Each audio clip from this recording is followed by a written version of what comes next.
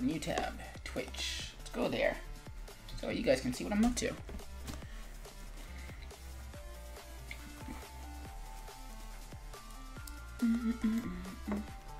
Oh wow, there's a person playing the Zeldas.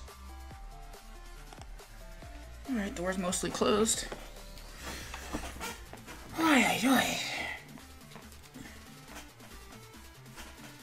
Alright, let's tell people where we are, and then we're gonna get started. Also, if you're watching this on YouTube, because yes, this will be on YouTube after the stream is over. Hi, my name is Colin Skipperwing Bird. Welcome to another episode of the Skip Stream. Tonight, I'll be working on my side comic, The Crimson Fly, FlyBits, as well as a Sonic fan animation that I am working on. So, yeah, we're gonna get started as soon as I tell the rest of social media that I'm streaming. So, and I just realized you can't see me pointing. I'm usually up in the top right-hand corner. Yeah, we'll get started in a hot minute. So right now, let's go to Twitter. I swear, the Sonic series gets the best music sometimes. By sometimes, I mean all the time. Patreon, skip draw, Titanic, no, promo, skip stream. What am I looking at? Anims. Finn.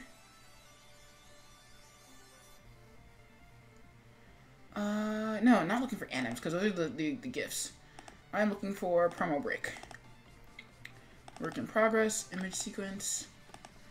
No. Finn. There we go. Starting, and the GIF, because the GIF is what's important. If this music sounds familiar, this is Checkpoint by Hyper Potions and Nitro. If it also sounds more familiar than that, or new context, that's because this was the song used during the trailer for the teaser, rather reveal trailer for Sonic Mania.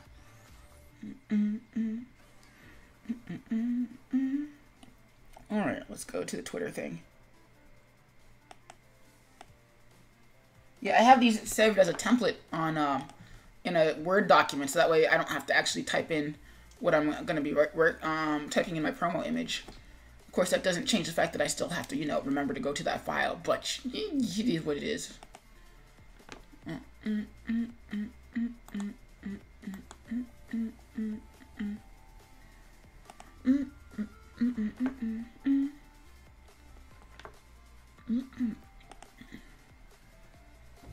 Should probably follow the person.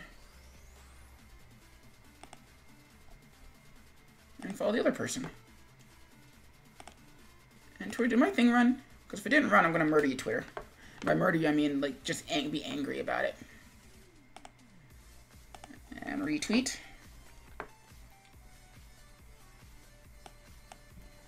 Copy that.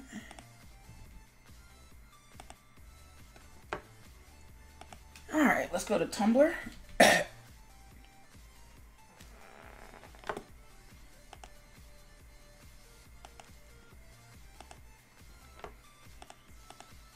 That's not how you spell Tumblr.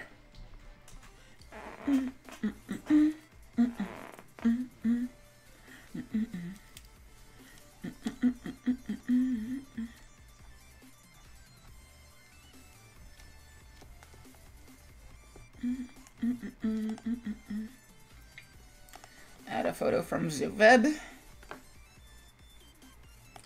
Copy that. Paste that there. http://www. Okay. go.twitch.tv/skipperwing. Done.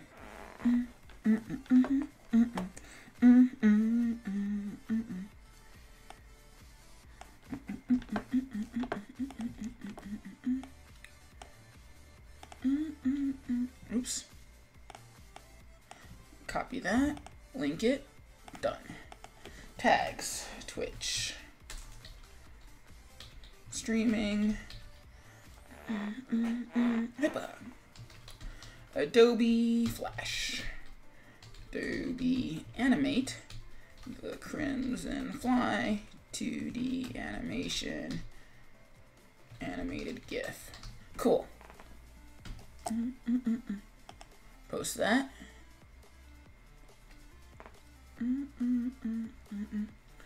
as soon as that finishes loading.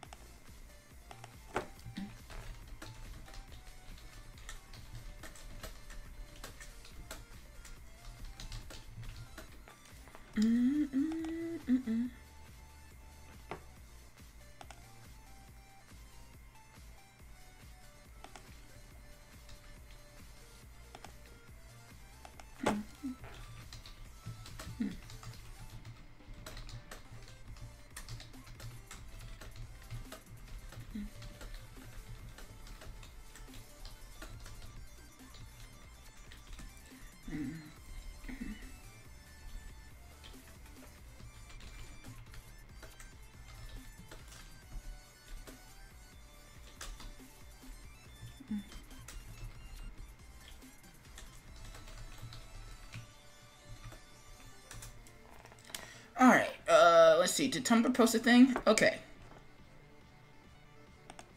So, reblog in an hour. So, schedule that for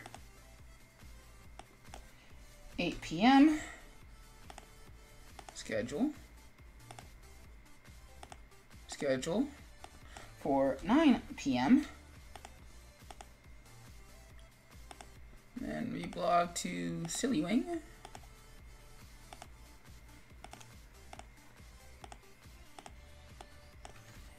p.m. Hyper.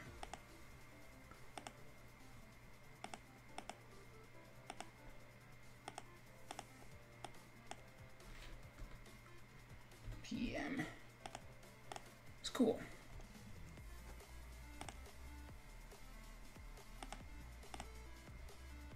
Let's see, Sillywing. Q. Cool. Alright, now last but not least, Facebook.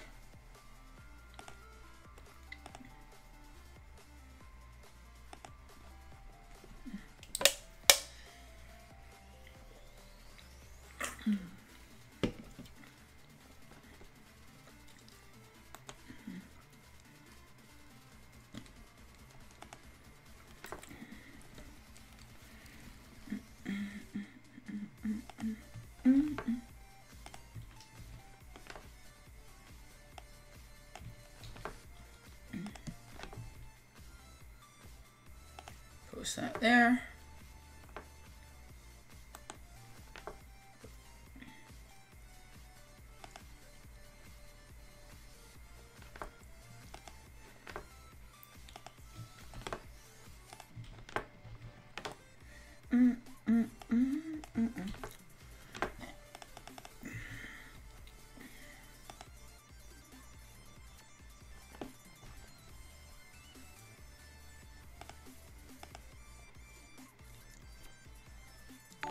Okay.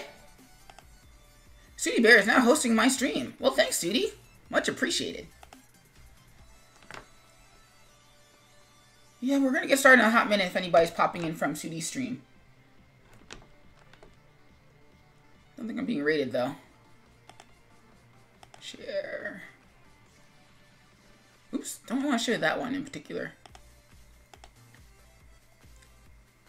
And a group. Post.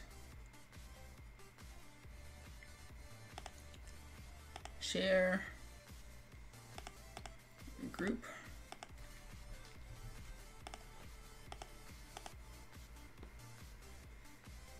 And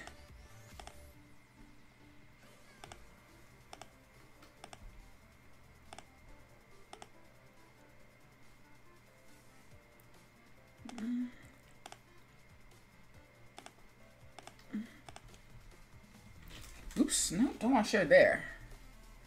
Mostly because that particular group is not for self-promoing.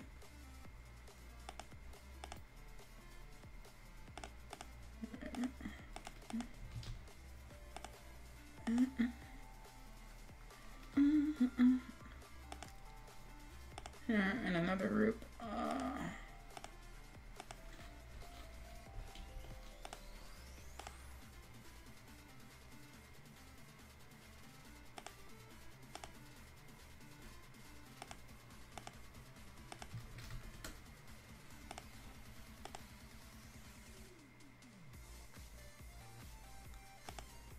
And one more group, and then I'm probably going to go to Discord and share there. But beyond that, after that, then we're going to get started proper.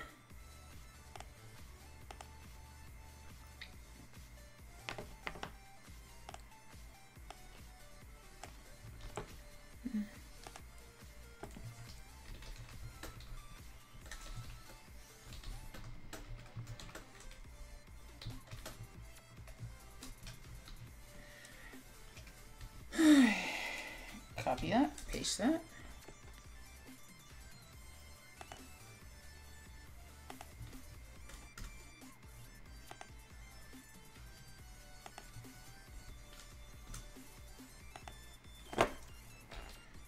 What I'm looking for, yeah. Almost there.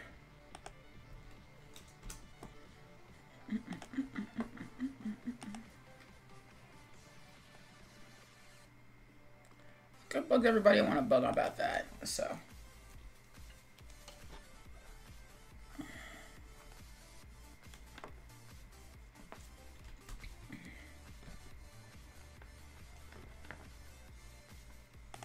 And then last but not least, Discords.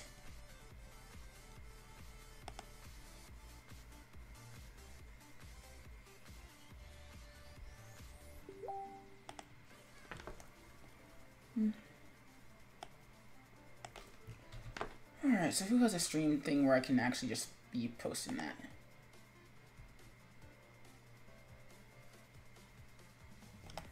Nope.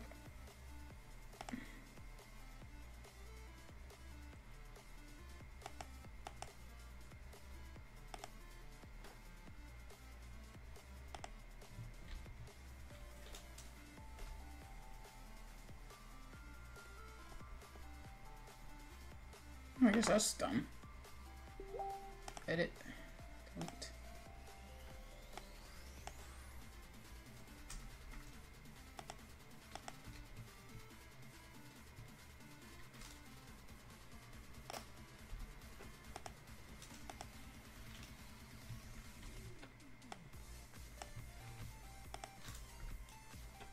What the? Okay, fine. Be that way.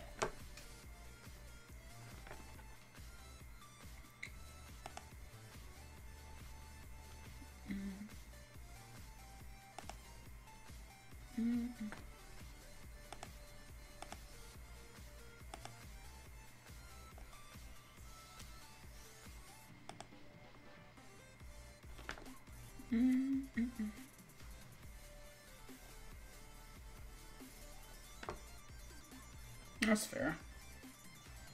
Alright, cool. I do not have permission to view that. That's weird. Whatever.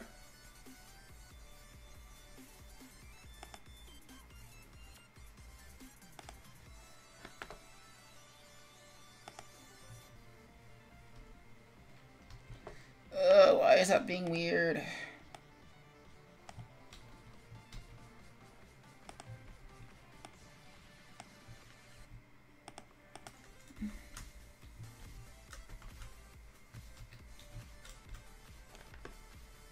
Oh, hey, that's already live. Telling people I'm live. Whatever, delete that comment then.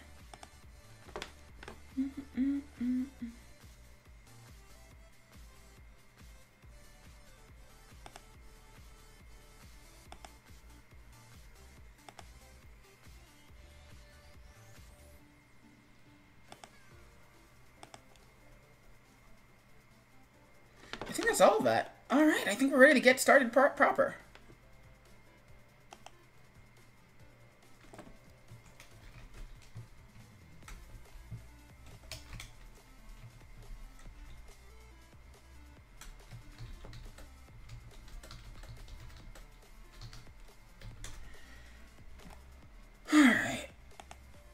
refresh Facebook for being derpy. Alright, now let's find another song.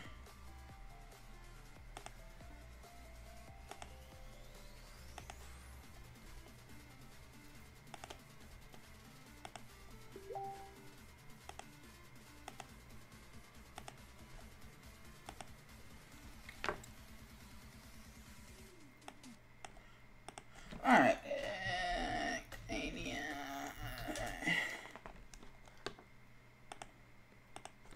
Sorry, and it's still in a Sonic Mania kick, so we're going to listen to that. Or do we really want to listen to that? Yeah, we want to listen to that. And by we, I mean me. And that's the only opinion that matters. Alright, so let's go close everything else.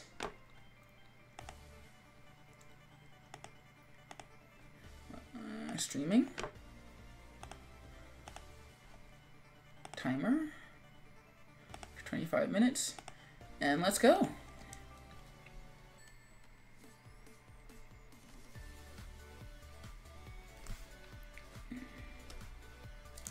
Speaking of which, turn off Windows Ink, because as much as I love it, it's not helping. Close that. That's something to talk about later.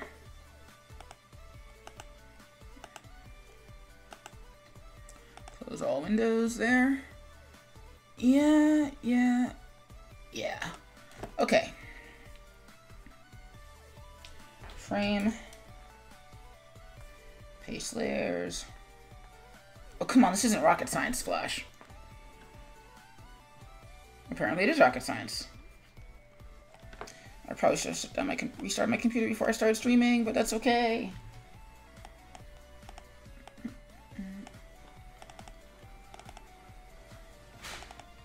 Frame.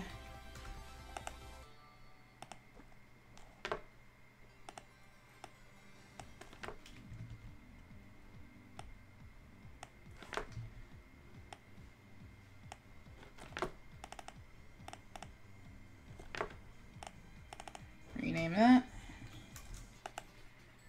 Paste layers.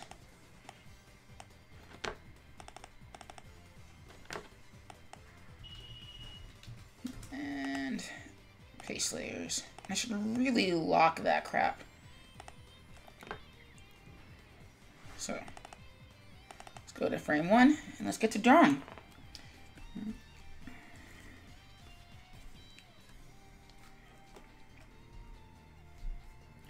Turn our smoothing down to 0. Not -0, not that that's actually a thing, but hey, whatever. That's not the right color I want. Let's turn that off too.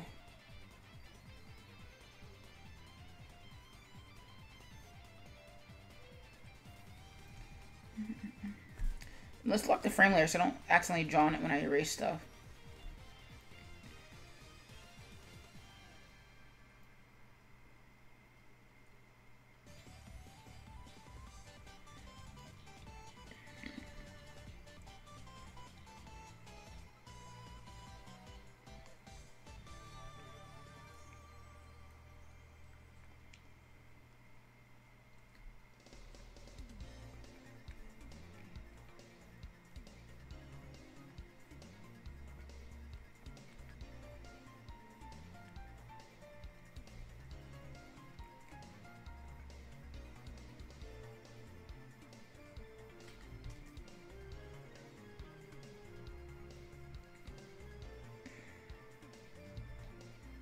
And this is going a lot faster since I roughed out the thumbnails.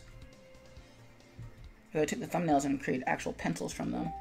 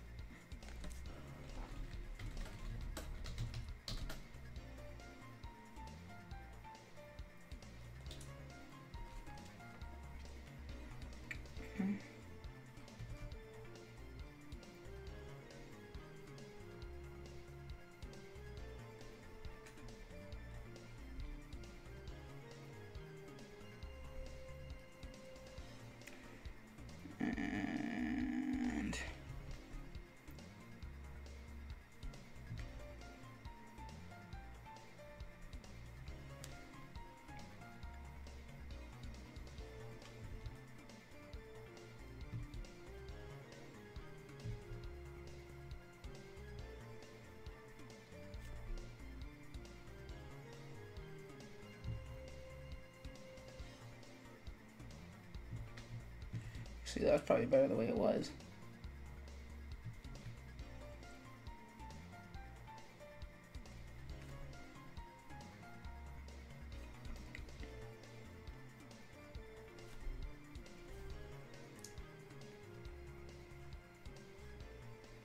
I could probably use a line tool to smooth these out, but I do actually want the imperfections that come with doing this rough.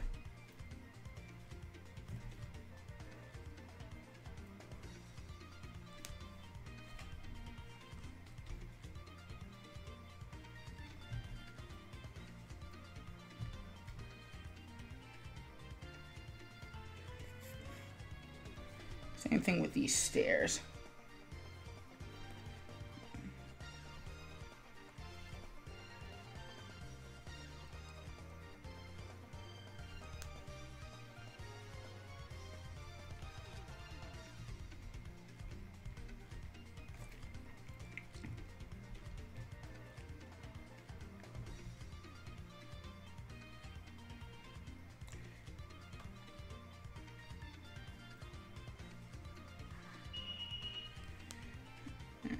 Whoop.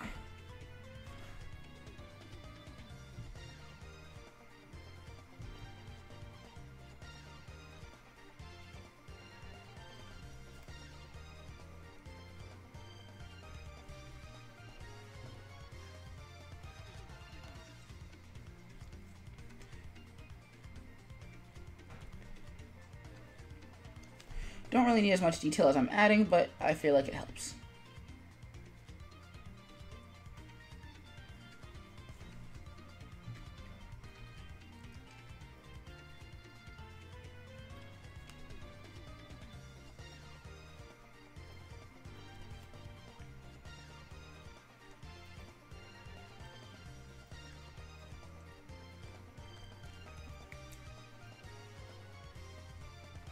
And then, of course, our dirt smears, and then we're good to go.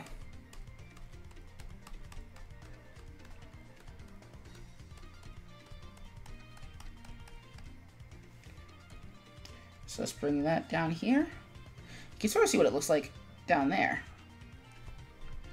Now let's add in a fill, so let's call that lines. Lines. Turn off the outline because we don't like that. Fill that out, that square. Cool. Break that apart, because we always want to break it apart. So we kind of have what we want. I think there's a little bit too much detail there, but that's okay. I think we'll live. Change that to 25%. Actually, let's change it to 30% alpha. So that way we have a transparency on there. Now I could just lower the opacity of the lines, but where's the fun in that?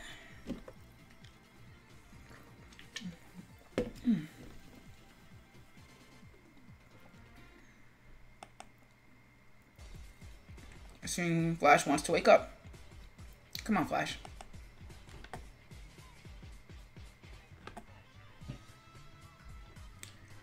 If this dies on me, I'm going to laugh and then cry a little bit.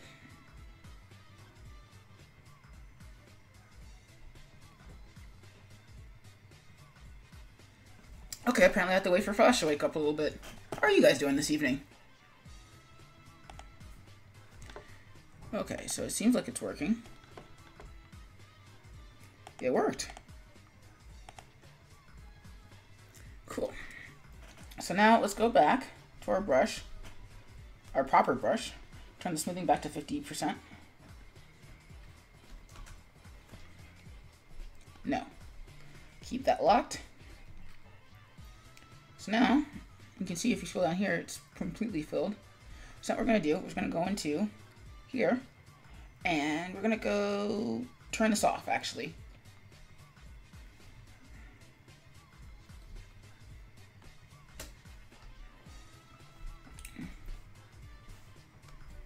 And see what I want. I actually just want 100%.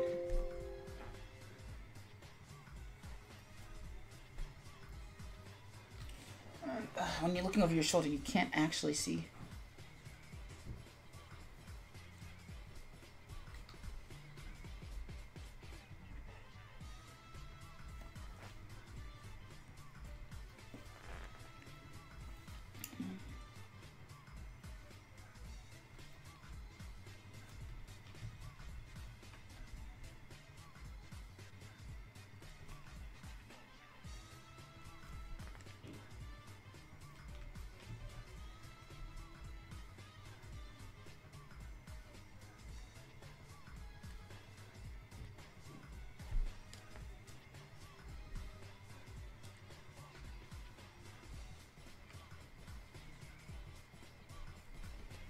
There we go.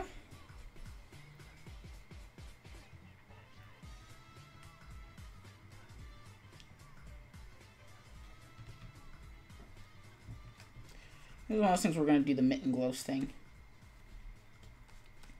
And turn that off so I can see what I'm doing.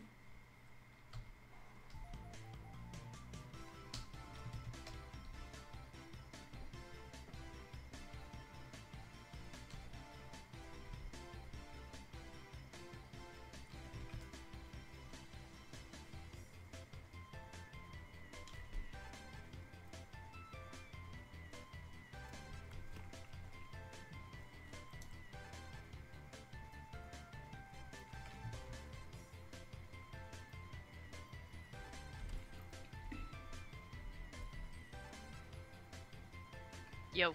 Hey, Jiggy, welcome to the Skip Stream. How are you doing tonight? Pretty good. I was talking to my... I actually texted you in your chat.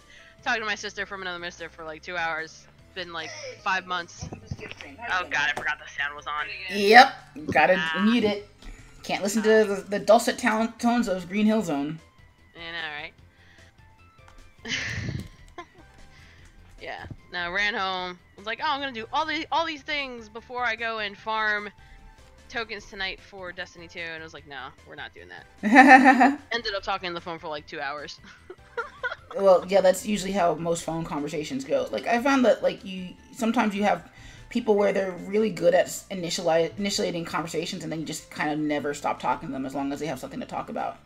Well, no, it's not even just that. Like, this is like my really BFF friend, ride or die chick. We've known each other since we were 5, and we played AU in college together. Also, you use the word ride or die.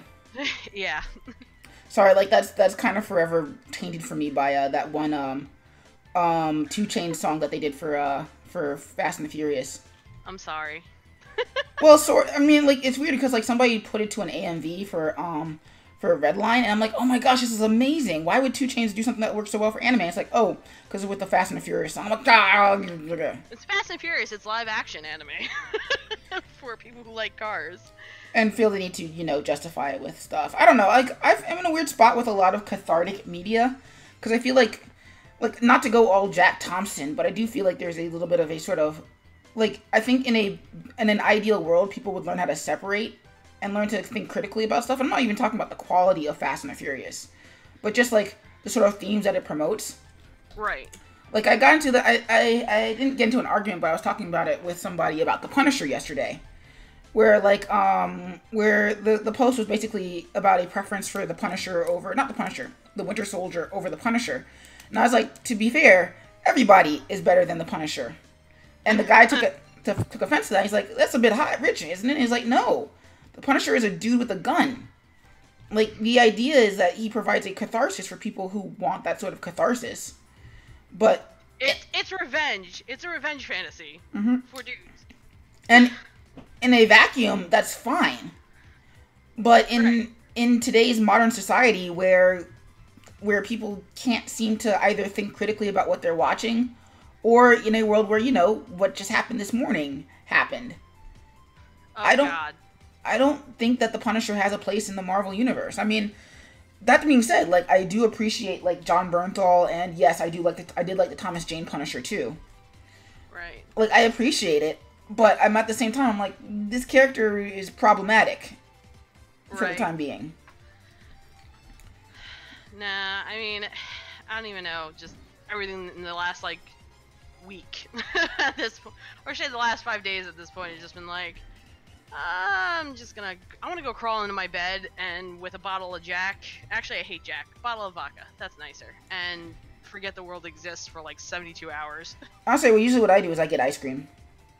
I do have ice cream, thanks for reminding me. I'll go get that right now. I don't know, it's like, everybody's like, oh, I'm in such a rush to be an adult, when I'm depressed, I'm gonna drink alcohol. I'm like, get some ice cream. It's not just for kids. I know it's not just for kids, but I like getting high. There's that too.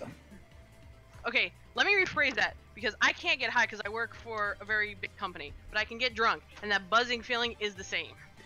I'll bite. I'll cop to that. Like, I was talking to Jen Sese Art yesterday on her Discord, and we were talking about, like, being drunk and stuff, and I'm like, yeah, I like the feeling of being dizzy, And yeah, it's your brain cells dying, but yeah. well, that would explain a lot. Yeah. But I mean, I like that feeling, but at the same time, I'm also like, I have to either be at home, which is not going to happen because I have a 5-year-old niece, or I have to be with friends or with a guaranteed ride home. Right. Which is why you don't catch me drinking very much at the drinking draws, because I'm like, yeah, I'm with friends, but at the same time, I live so far away that a ride home is not really a fair prospect, especially since you have to take my car to do it. Especially since now I have a job, so. It's weird how, like, being on a hiatus from working on the comics, like, reset my thought process on actually working on these comics. You're like, wait a sec. Well, no, it's true. Like, every time I end up taking a break, I always forget that there's a reason why I do my pencils in Flash, as opposed to just penciling over my thumbnails as inks. Right. So, like, this morning, I penciled over one of my rough sketches I was going to use as a warm-up. Uh-huh. And I was like, oh, that's why I did that, because now when I'm inking now, this is going a lot faster than me trying to figure out the pencil lines. Which is, yeah, which is why I was able to get my time down from, like, 3 hours to about, an hour when it comes to making these strips. So this is going a lot faster than it was like a week ago when I was just like, why am I going so slow? I used to be a lot faster.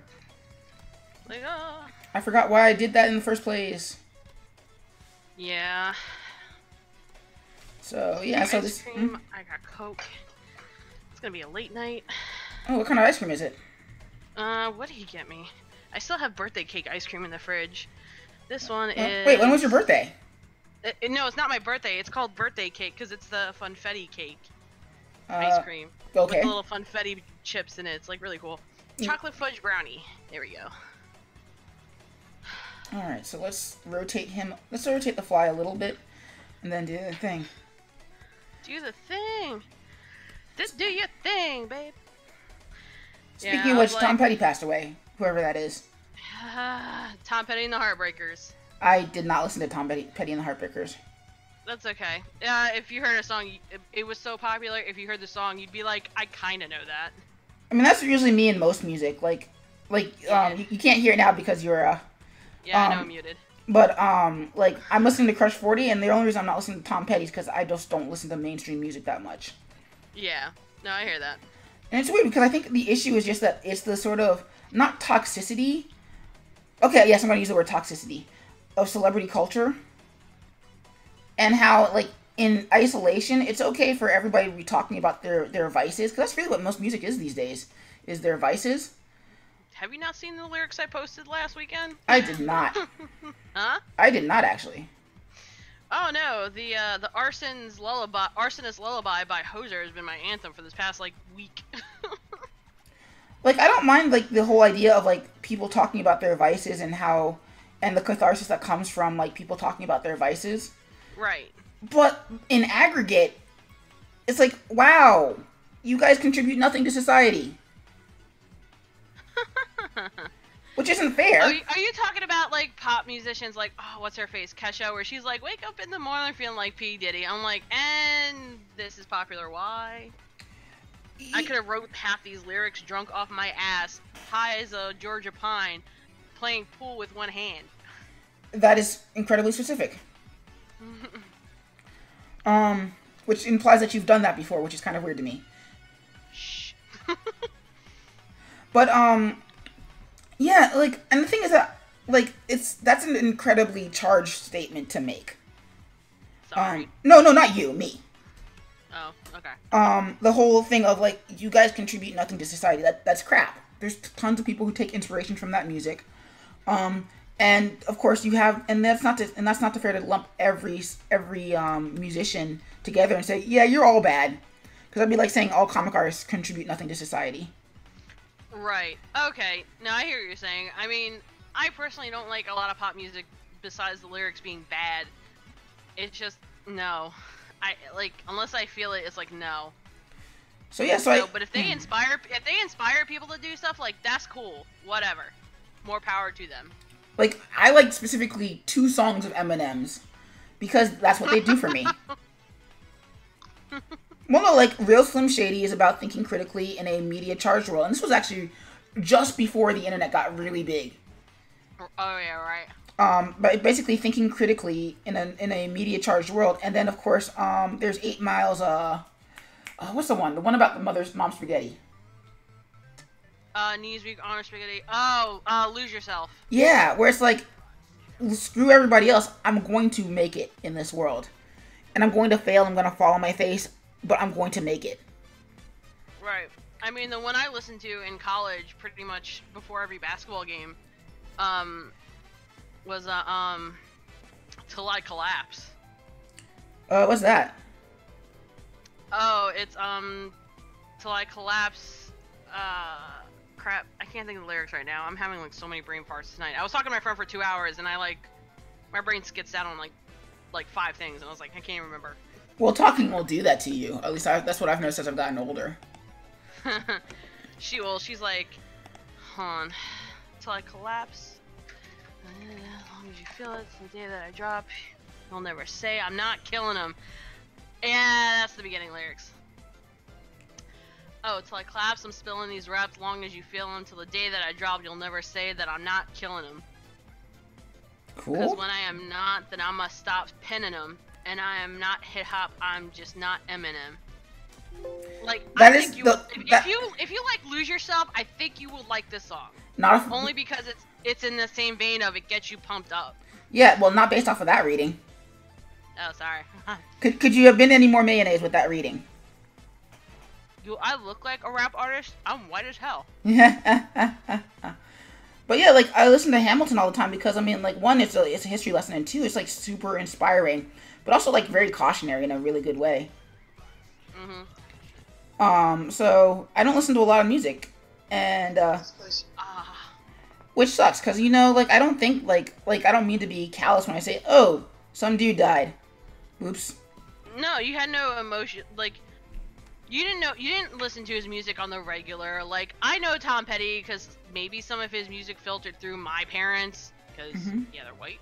But yeah, but other than that, like, I'm like, okay, like, it's sad because he was a 70s/80s icon. All his songs were #1 hits. You know, he wasn't teen heartthrob, but his songs were like very summer teens and stuff like that. So whatever. So yeah. So that's that. And that's why we're listening to Sonic Mania. Or rather, I'm listening to Sonic Mania, you can't hear a thing. Yeah. I'm gonna PM you the link to the thing in case you ever want to check it out. Awesome. Actually, I might just... No, I can't put it on because it's got lyrics, and then I'm not going to be able to I'm not actually going to be able to talk because I'll be so busy listening to the lyrics. Which sucks. Yeah. Well, also, it's Eminem kind of cursing. You know cursing's going to be involved, so I was like, I figured it's up to your discretion whether or not to put it in the whatever. That's fair.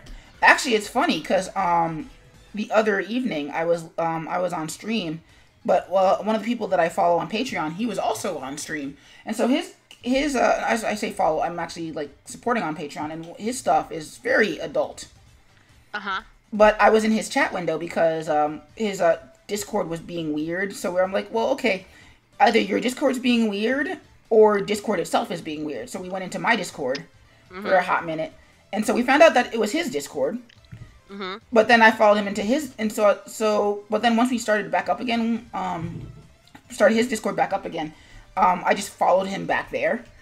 And then when it was my time to stream, I'm like, well, I'm not leaving, so I'm just gonna hang out in yours thing. And then people were like, oh, who is that? I'm like, ooh, yeah. I can't tell you because I can't do what I normally do for everybody, which is basically, hey, drop your thing in the Discord or drop your thing in the chat. So I was just like, hey, it's person here.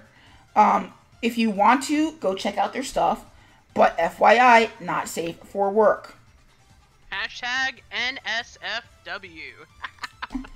Well, cause like, I mean, I like his art, and I don't just appreciate it on the sense that it's technically quality. I do appreciate it because it's adult content. I have vices. It's true. Who doesn't? Anyway. But I don't want to throw him under the bus by saying, hey, so I'm gonna hang out in your chat, but I'm gonna like disavow you like my toxic friend because. And it's time for a break. Well, it's also because I think it was just since your stream is more PG/PG-13, not just in terms of what you draw, but like how the conversations go. I figured, I don't know how he is, but he's already drawing adult content. Like his stream's already mature rated. Like it's just better to err on the side of caution. Yeah. So there. Well, I mean, the thing is that like if I was just listening in and not talking to him at all, then I'd be like, okay, well, I'm just not gonna say anything. But I'm very clearly talking to him, and if I don't acknowledge the stream questions, then it feels like I'm not talking to the stream. So it was kind of a rock and a hard place thing. Yeah. So is what it is. First time I'm seeing the new fully animated break thing. Yeah. Where you're all colored out. It looks, oh my god, it's so cute. Yeah, no, I just like decided at one point I'm just gonna just sit and do it and have it be done.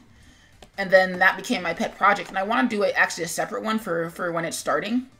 So that way, so that way I can have like 3 separate ones as opposed to one that's just sort of a loop. Right. Mute that. So good. So it's very fascinating because we were talking. I was talking to them about how about the differences between Twitch and Picardo. Like I find like it's easier on Twitch to become more. It's more available, but on Picardo, it's like you're much more open with the type of content that you can make, which is kind of fascinating to me. Yeah, I've been on Picardo and God forever. I don't know. I feel like between Twitch and YouTube, unfortunately, it's like that whole, hey, you have 2 mega behemoths, and then you have Picardo, which is like a niche service, because Picardo specifically is, you can do probably anything on Picardo, but Picardo is basically for artists, art streams only. Well, and also it's streaming illegal content too. Because I have somebody who's, I just popped open to see their notification, and they're streaming Digimon as they're working on their artwork, and I'm like, I'm pretty sure that's illegal. Right. But at the same time, it's like, I don't know. Between YouTube's ever-changing terms of service and Twitch being Twitch, it's like, eh. Well, and I think, like, we're seeing this, again, I've mentioned this before, like, with tech companies, what they'll do is they innovate until they don't have to anymore, at which point they stagnate. And you're seeing that with YouTube right now. Where, like, YouTube's like, oh, well, okay, the advertisers are what bring in the money, so we're gonna cater to them specifically. And so then, like, when the YouTubers are like, well, whoa, you're screwing us over, and they're like, well, we don't have to care what you think anymore. It's like, we don't give 2 shits. Because they don't have to. Like, the advertisers were always bringing in the money. Right. The YouTubers were just the venue for that, for placing advertisements. So the second that they say, hey, guess what, we're going away, well, that's when the advertisers, that's when YouTube's like, oh, well, crap, we have to do something. Right. So. I'm trying to figure out where I was. I might just start all over. What are you working on? Your thing. Don't worry about it. I mean, well, I say don't worry about it, but I'm like, No, no. Like, last weekend got away from me. Like I said, you saw what happened on my Facebook Thursday and Friday, and I was just like, F it. Yeah. Well, I was saying to, I forget who I was talking to, but I think that at some point in the future, I might just drop Facebook as a whole. It's not worth it. Like, the people I really want to get into contact with, I have their phone numbers. If somebody wants to get in contact with me, my email is really easy to find. Or you can find me via somebody else. Right. But it's just not, and honestly, I don't socialize enough for it to be you need to know who's here and do the thing. Right. So unfortunately, I use it for all that stuff, so it's like, okay. Yeah, like Kaiser, I'm like, I see him at almost all conventions. My boss is his best friend. If I really need to get funny. That's funny. Oh no, they went to school together. Yeah, I didn't know all that. That's funny as hell. Oh yeah, they went to school together, and actually Kaiser was the one who hired him to work at the school where I work at. That's even funnier. Well, because that was his big thing with his hiring push. Because there's not a lot of people in this area. I mean, one, there's not a lot of people in the arts field with their masters. Period, because expensive. But also but even more so than that, there's just not a lot of people in this area. Mm-hmm. So he's just like, hey, you want a steady job where you don't work yourself into a stupor, and the job is not crazy hard if you like teaching and you can make a difference and all that jazz. And so. And all that jazz. Yep. Sorry. Is that from Chicago? Yes, it is. Okay, cool. Because I keep using that, and I'm like, but I don't actually know what that's from because I'm not into musicals. Like, it became popular when, like, Chicago was popular for half a second. Right. In the mainstream because of the movie. Right. And then, like, it faded away. So, like, when somebody was like, when they're doing Moulin Rouge, and it's like, voulez-vous coucher avec moi? And I'm like, no, I don't want to sleep with you tonight. Do you know what you're saying? No, but it sounds cool, man. Most people don't. I mean, luckily, this was in middle school where people did actually have to learn what that meant because they had to take a second language. Mm-hmm. But,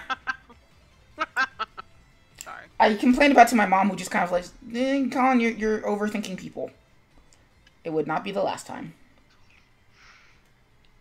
But, yeah, so, Kaiser hired out my current boss, and then, eventually my current boss got his job after some business happened at the school. Right. Which was some really dumb business, because they didn't have to let him go, but, you know, their loss.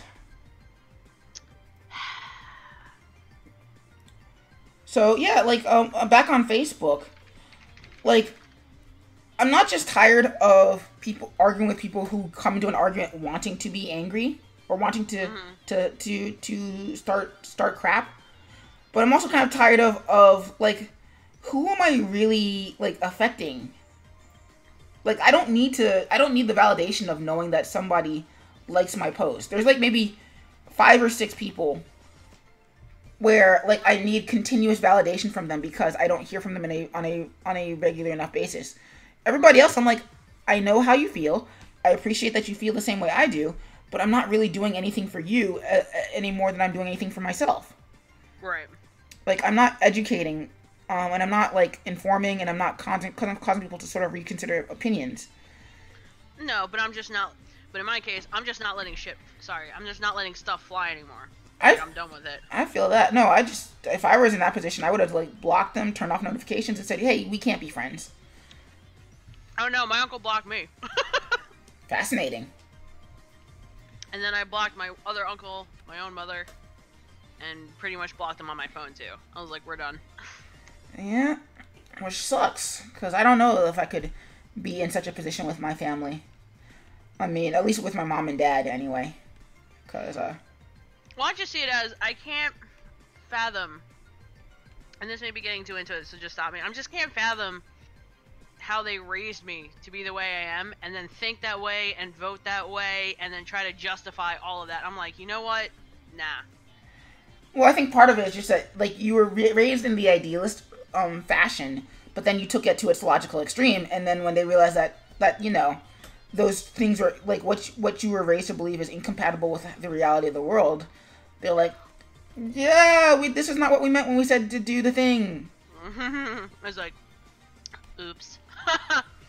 You get that. I think you get that in a lot of families too, like especially the millennial generation, where they're like, "I have family, and I didn't know that this was this bad." Because going by what you raised me to believe, this shouldn't be rocket science, but apparently it is, and that's both terrifying and disheartening.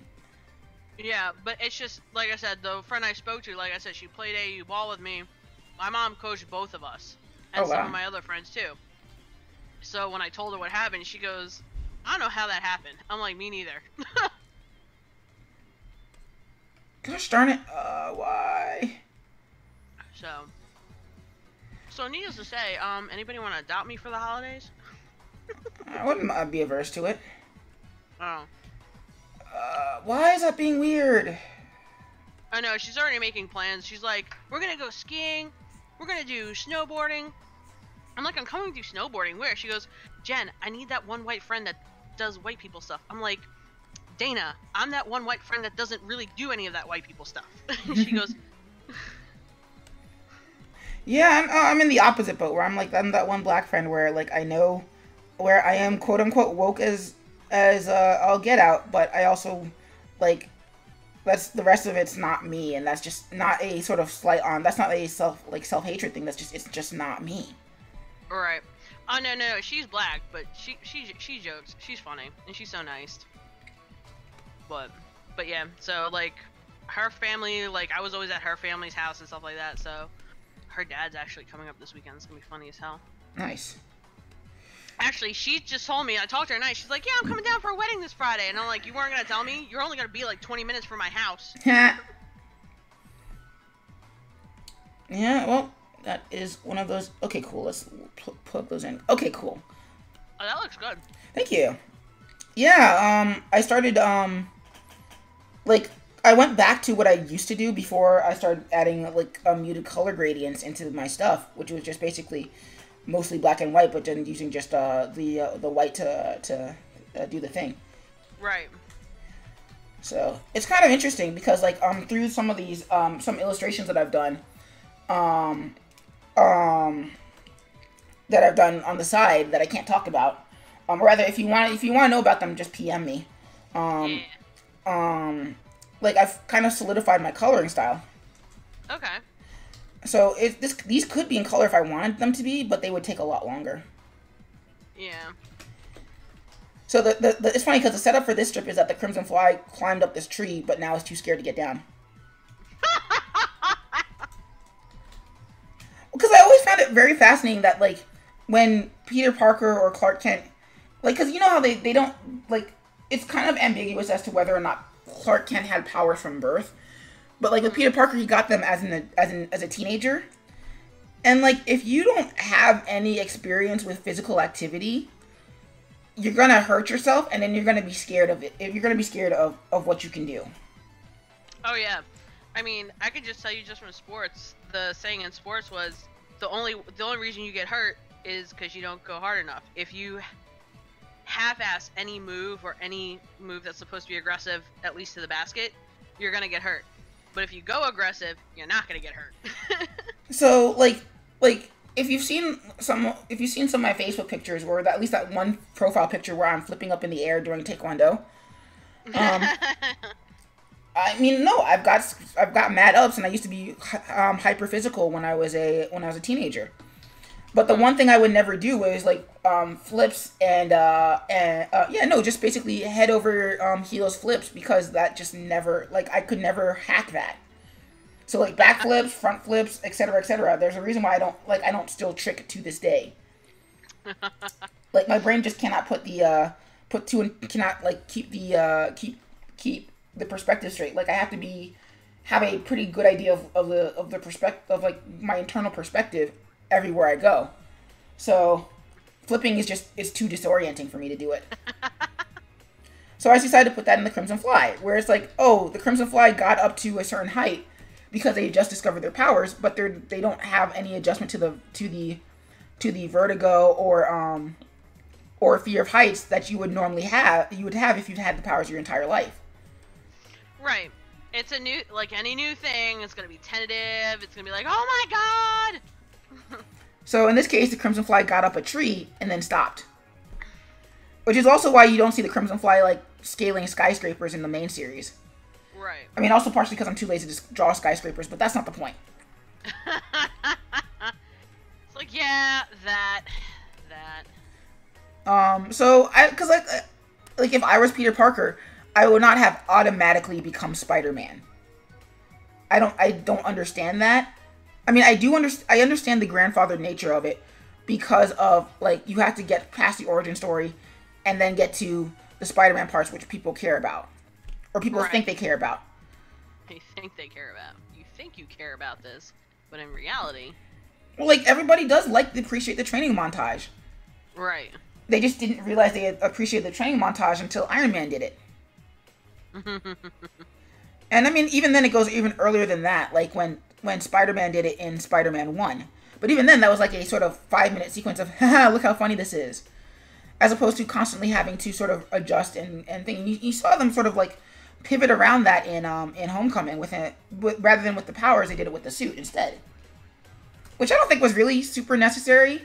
But I think it's also I think that's sort of the corner that they painted themselves into with their version of Spider-Man, where he's like, okay, well, he's experienced with his powers, so can we get that training montage that we didn't, but not have to do it with his powers again?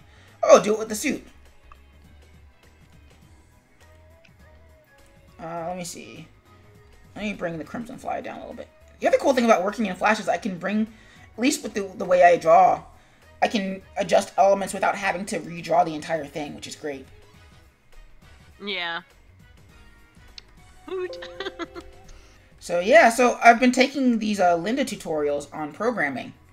Oh, how are you liking them, by the way? I like them a lot better than Free Code Camp and Codecademy because they're built around projects. Mm-hmm. And I mean, the only thing that kind of stopped me from doing them before was that I would try and build them around my own personal projects rather than around whether they were building in the exercise, which is kind of dumb because like when I was first started doing Linda, I had a free well, not free, I had a SCAD account. Yeah.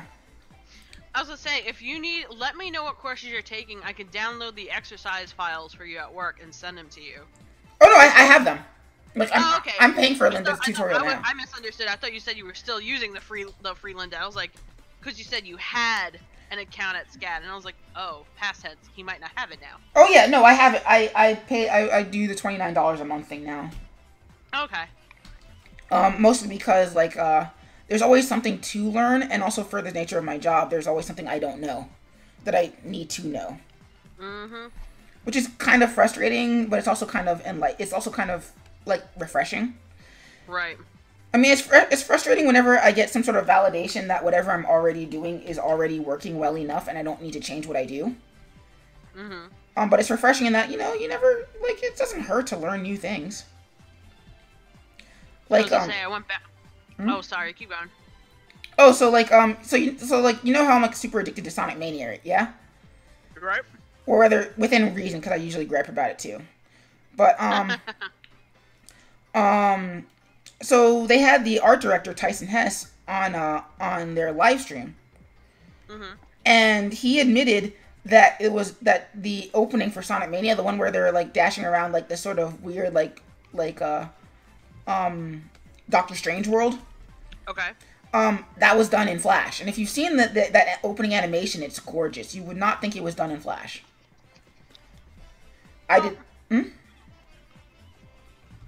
There, people use programs in ways that you're like, oh shit, it was done in what? And you don't, and it's like, that's just time and dedication and talent. Well, I mean, you're talking to a guy who's making his comic book in Flash. Well, yeah, well, so he's familiar with it. He knows, probably like, well, I want this effect, but in Flash, I have to do it this way to get that same effect. Well, because I mean, let me actually link to the Sonic Mania opening in the description.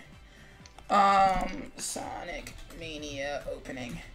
You basically, This kind of goes back to that conversation we had way back when I was watching Wakfu season 3 coming out next month. Mm-hmm. Like the people who made Wakfu used the same exact program that was made that people in the U.S. used to make Johnny Test, and it's like, are you serious? Yeah. Oh, absolutely. Like, it's in that same vein. It's like, ooh, sound. I was gonna say, what did you do? No, I'm at my computer, so it's like, dee-dee-dee.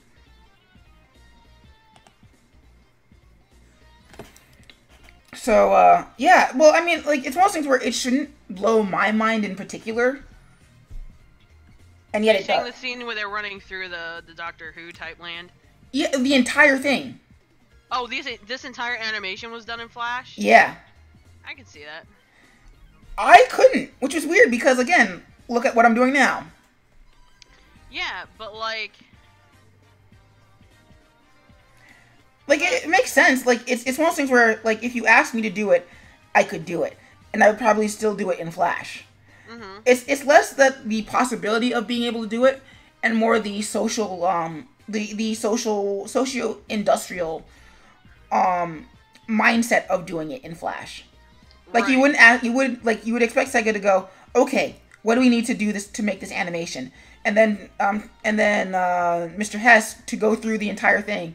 It's true because I'm pretty sure we're around the same age, so I don't know why I'm calling him Mr. Hess because I don't know him. But he would go, well, no, like he knew people that I knew at SCAD.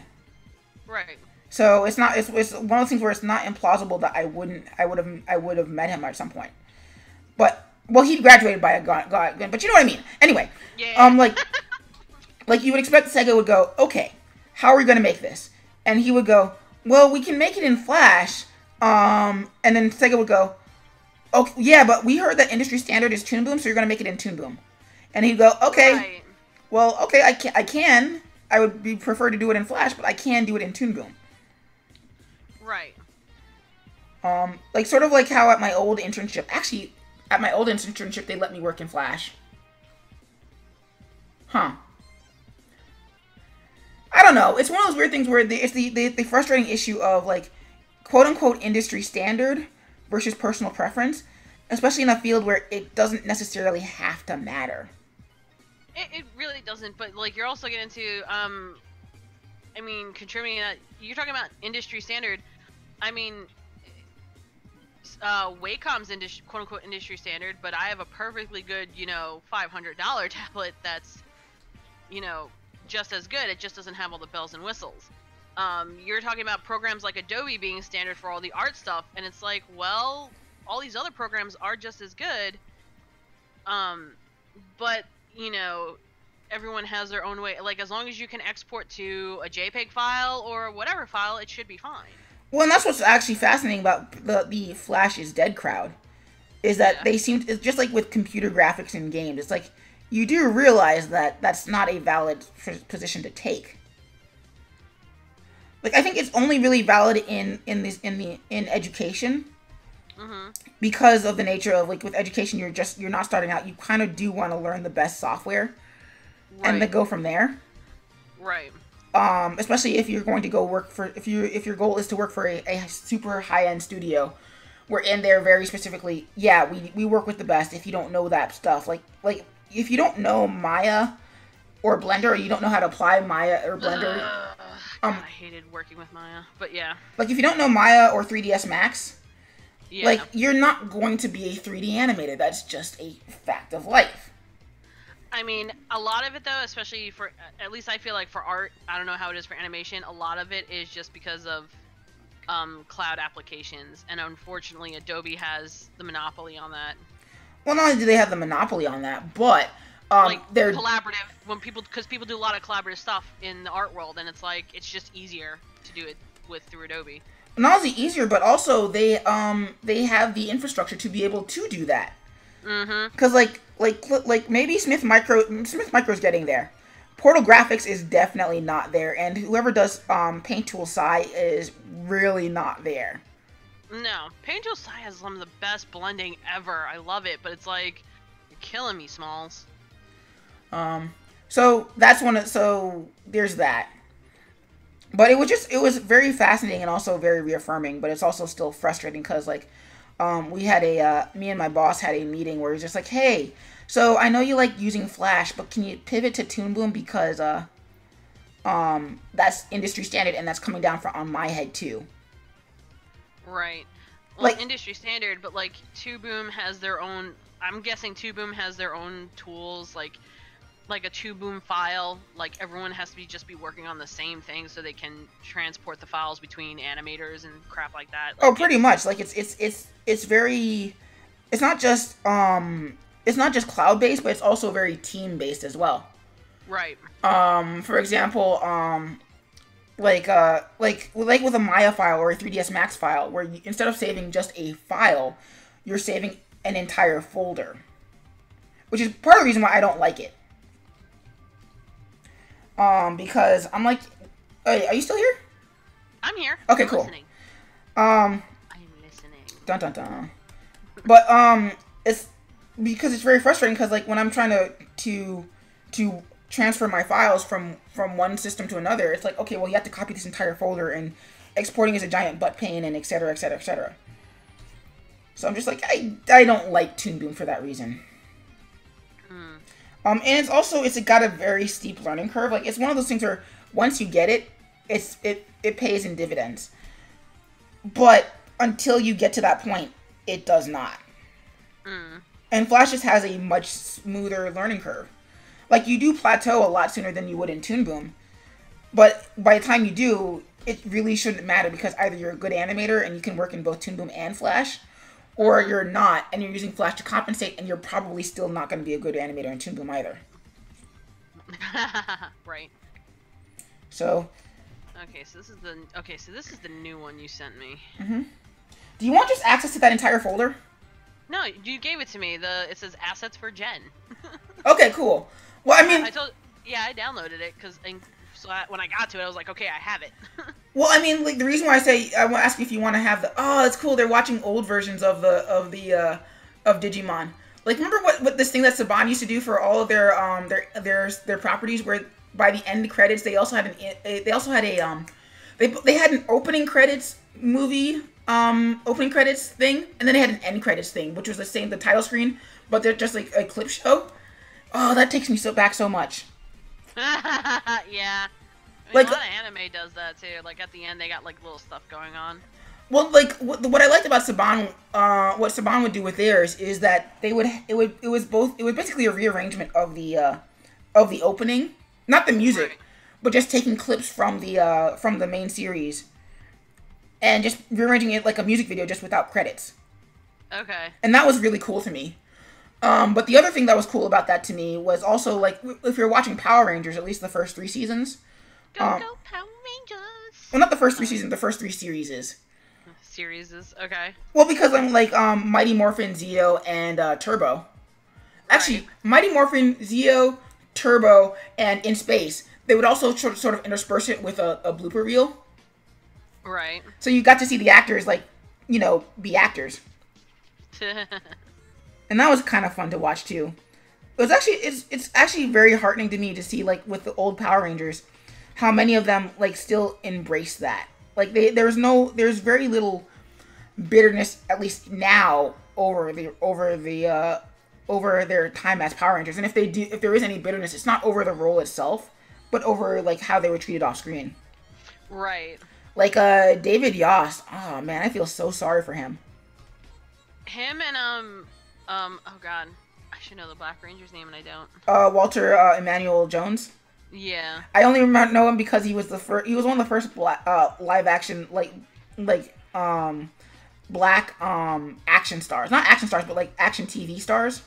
Right. And not, like, the first, but, like, for my particular demographic. Because, I mean, yeah, you had Kwame from Captain Planet, but, like, right. It wasn't like a live action leading star thing. So that was a big deal for me to be like, oh man, the Black Ranger's like me, and black is such a cool color, and I'm too young to appreciate the racial connotations of this. Yeah. And even if I did, and even if I were old enough, I would still appreciate it because black is still such a cool color. Black is a very cool color.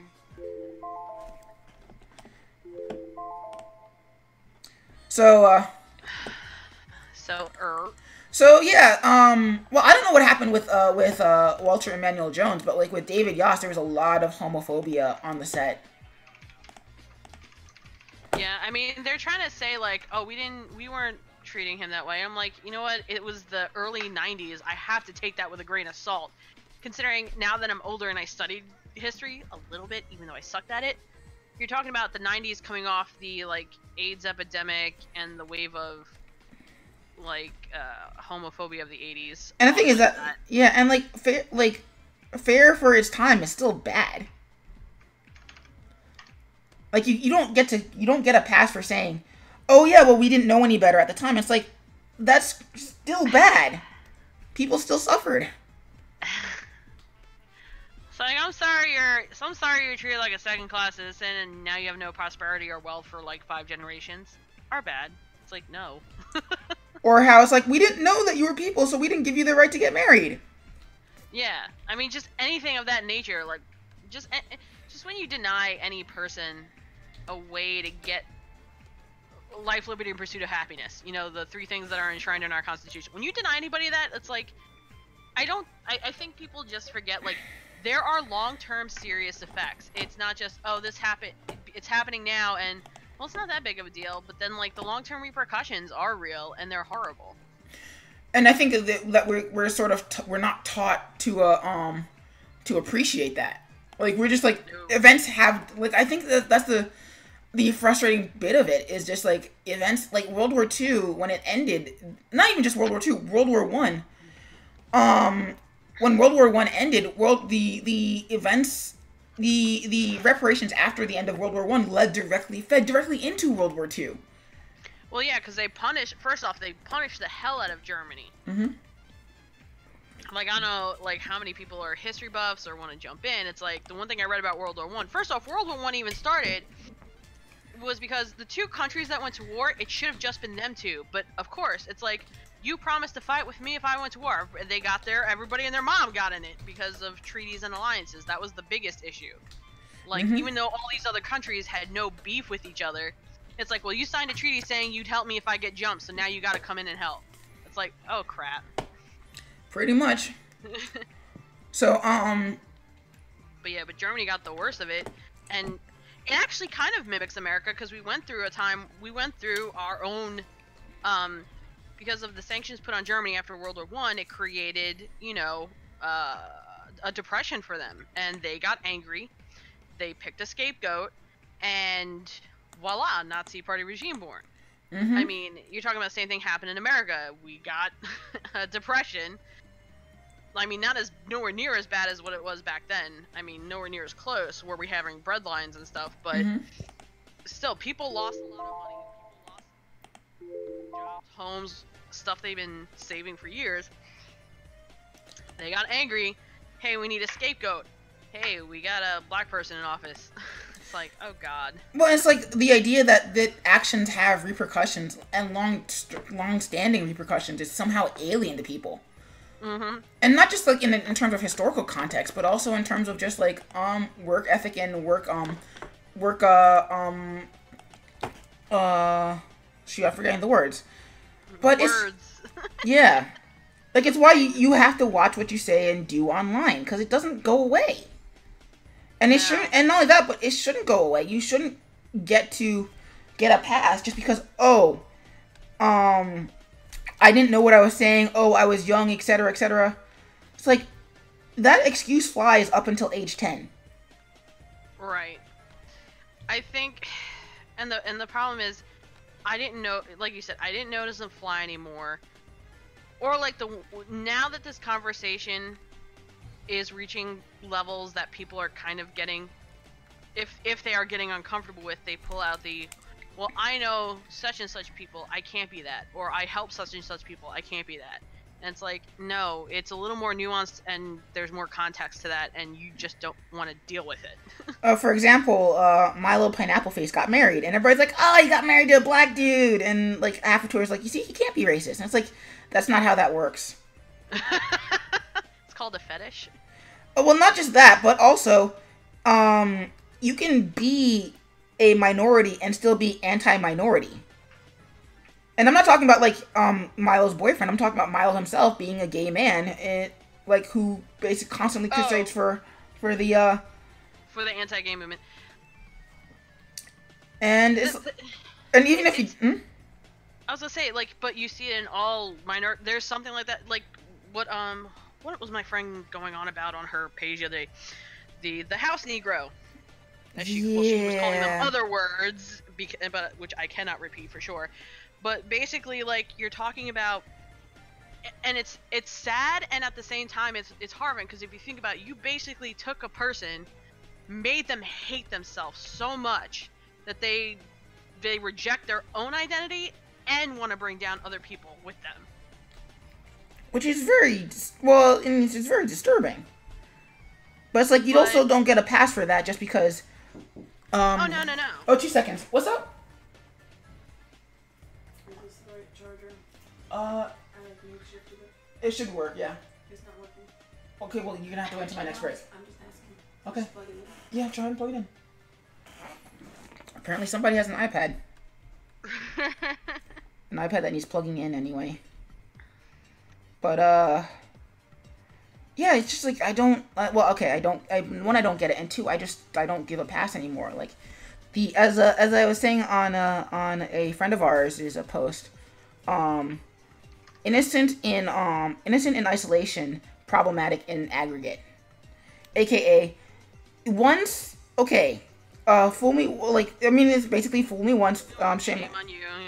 Yeah, fool me once, shame on you. Fool me twice, shame on me. And it's like I don't know about you, but I'm kind of tired of being fooled. Yeah. And heck, not only that, but I'm not looking forward to being fooled in the first place. Right. I just, at least from my perspective on everything, and like I said, just the past week, it's like, you know what? I like humanity more than. And I told my friend this, and she was pretty much upset because of all the crap going on. I love humanity more than. I don't love humanity right now. I think we're doomed, but I'm like, I'm going to choose humanity and everybody over my family's feelings. Which I feel that. So, when the confrontation came to a head on Friday, he was like, basically I had a family member asking for concessions that he doesn't give anybody else. You should have reached out to me. We're family. And I'm thinking to myself, you're trading on our history and good memories so that I don't call you out on stuff. You're basically saying, because you did all this stuff for me, I owe you to not do to you what you do to everyone else. And it's like, no. I'm like, that's how the mafia works. Well, I think that's also a generational thing too, because I see that popping up in my family a little bit too. But I think that's also going away as time goes on a little bit. Yeah. Where everybody's like, that like the baby boomer generation was not the next best thing. And just because you rebelled against your parents does not mean that, you're not capable of becoming like them. Ah, the void. The void be staring back. Well, I mean, I'm lucky in that, like, my parents are cool enough people that like, when somebody says, oh, you're just like your dad or your mom, I'm like, oh, cool. But I have, hey, Hello, Jurassic, sir. how you doing tonight? Hello, sir. How you doing, sir? I am so tired. I'm surprised you're not tired after your days, though. I was gonna say that you like cracked at the end. Definitely I'm tired. so tired. Yeah, and yet somehow you still have the energy to, like, get on stream, which is in hindsight very fascinating to me. That's fine. It's been a hot minute. Oh, we going bowling tomorrow? Yes. Okay. Just remind me so I can bring normal clothes. I almost didn't last time. Oh, yeah. So yeah, like, I'm lucky in that my parents are good, and my family as a whole is just good enough people that, like, most differences of opinion are just that. As opposed to, like, this is an ideological stance that we cannot agree upon, and we're just going to have to not associate with each other. And I also I'm sorry for not jumping in on your uncle, mostly because, like, I could not, I could see the writing on the wall, and I could not deal with that kind of stress. Oh, I know. Well, like I said, the family member PM'd me later without the name calling. He was being kind of civil. But then he basically said, when he brought up, he said, well, both candidates are bad and I voted for Trump because reasons. And I said, well, I agree with you, both candidates were not ideal, they were both bad. However, you're saying that they were equally bad and I'm calling you on false equivocation. I would rather have voted for Hillary and kept the status quo than vote for a dude who basically regressed 5 decades of civil rights. No, I thought, but, like, then he basically replied to me, and this is all PM, by the way. He basically replied, oh, that's explicative. And I was like, we're done. Yeah, I think I recently had a conversation like that with somebody, and I was just like, and then in hindsight, like, we never went back to arguing about it afterwards, but in hindsight, I'm like, if we talk again, we're probably going to be arguing, which is gonna suck. Well, that's like I said. I basically told Chris, and I really got upset last week. I told him we're not talking to any of my family members anymore because they've all said or done something. I'm like, you've got to be kidding me. The fact that you don't think it's that serious, because I don't think it's that serious. I don't feel it's that serious, and it's like it's not about you, and that's kind of the problem. So we're basically done with my family. I'm sorry. For now. but pretty much done. And so I told my friend, and so I told you, my friend's adopting me for the holidays. So we're going snowboarding apparently, and I'm like, I never snowboarding. I don't know what the hell I'm doing. I'm told it's fun. Yeah, until somebody breaks a leg. Yeah, which is why I've never been snowboarding. All fun and games until you bust your ass. Pretty much. I have a cousin who, like, he does all that X game crap, and I'm like, he's broken so many bones. I'm like, no. No. Well, it's not about, like, the pain of doing it, and more, except for in my fingers, like, that just freaks me out. And more about the recovery time. Right. Every time you get hurt, you're out for 3, 4, 5 months ish. So it's like, unless that's your job and you have like really good insurance, Yeah. I can't afford to get hurt like that. That's why I haven't gone. Yeah. Like, I'll go skating. I'll go skating on ice or skating at the roller rink. But I can't do anything beyond that because, I have to go to work in the morning. Like, I gotta love myself in the morning. I gotta love my body in the morning. So yeah, there's that. Sounds fun though. You should have lots of fun. Oh yeah, I don't know what she's gonna do though. She's also like the mom of the group, so I have no clue what she's planning. Some people are really good at that. Like, my sister's really good at that. Yeah. Like, she and my mom, appropriately enough, like, they're like, so, CTNN, when are you going?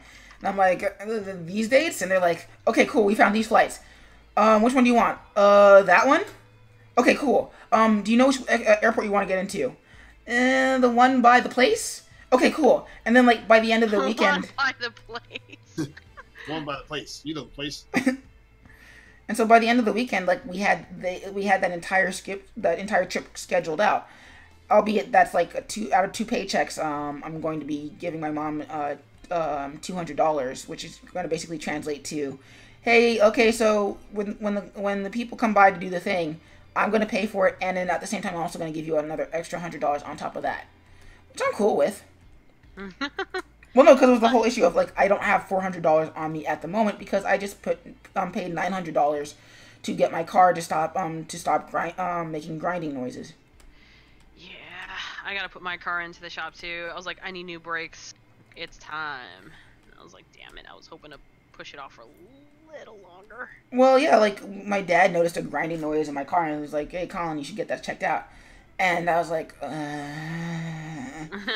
And then, so I went and got the noise checked out. And they're like, well, it's either your transmission or it's your wheel bearing.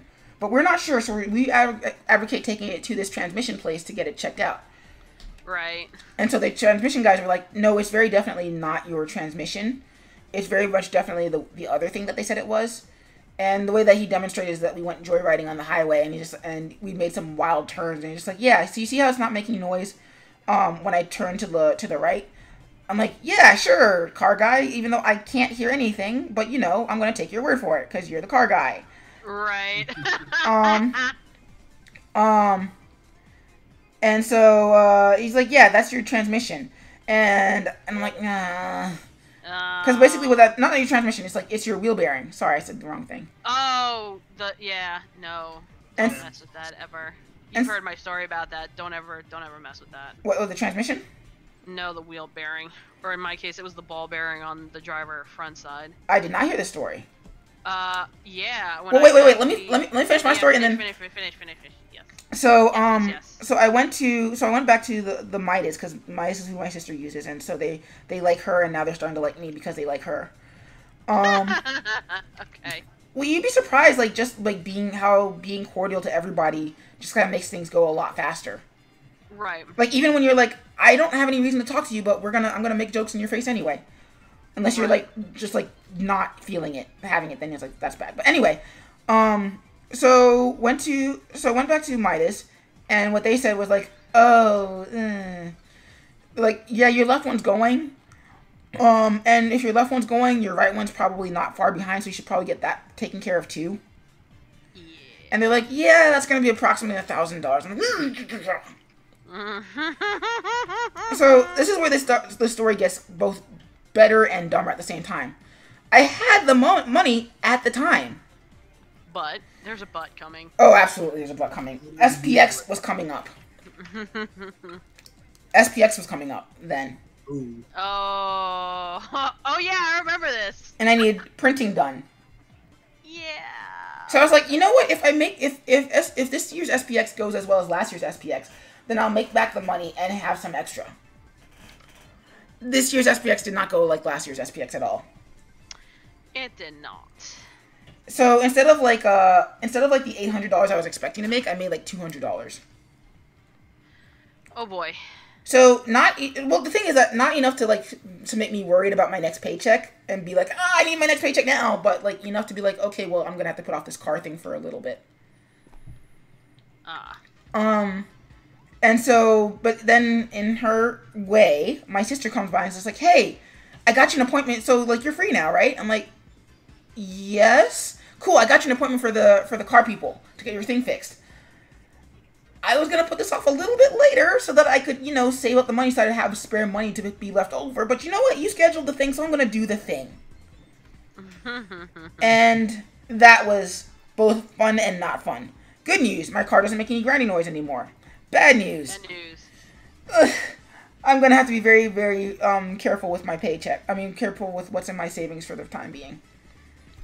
Yikes. Like, I'll probably go to drink and draw, but I'm probably not going to be drinking anything. Like, I normally don't drink anything anyway. I get paid Wednesday, so I can get around.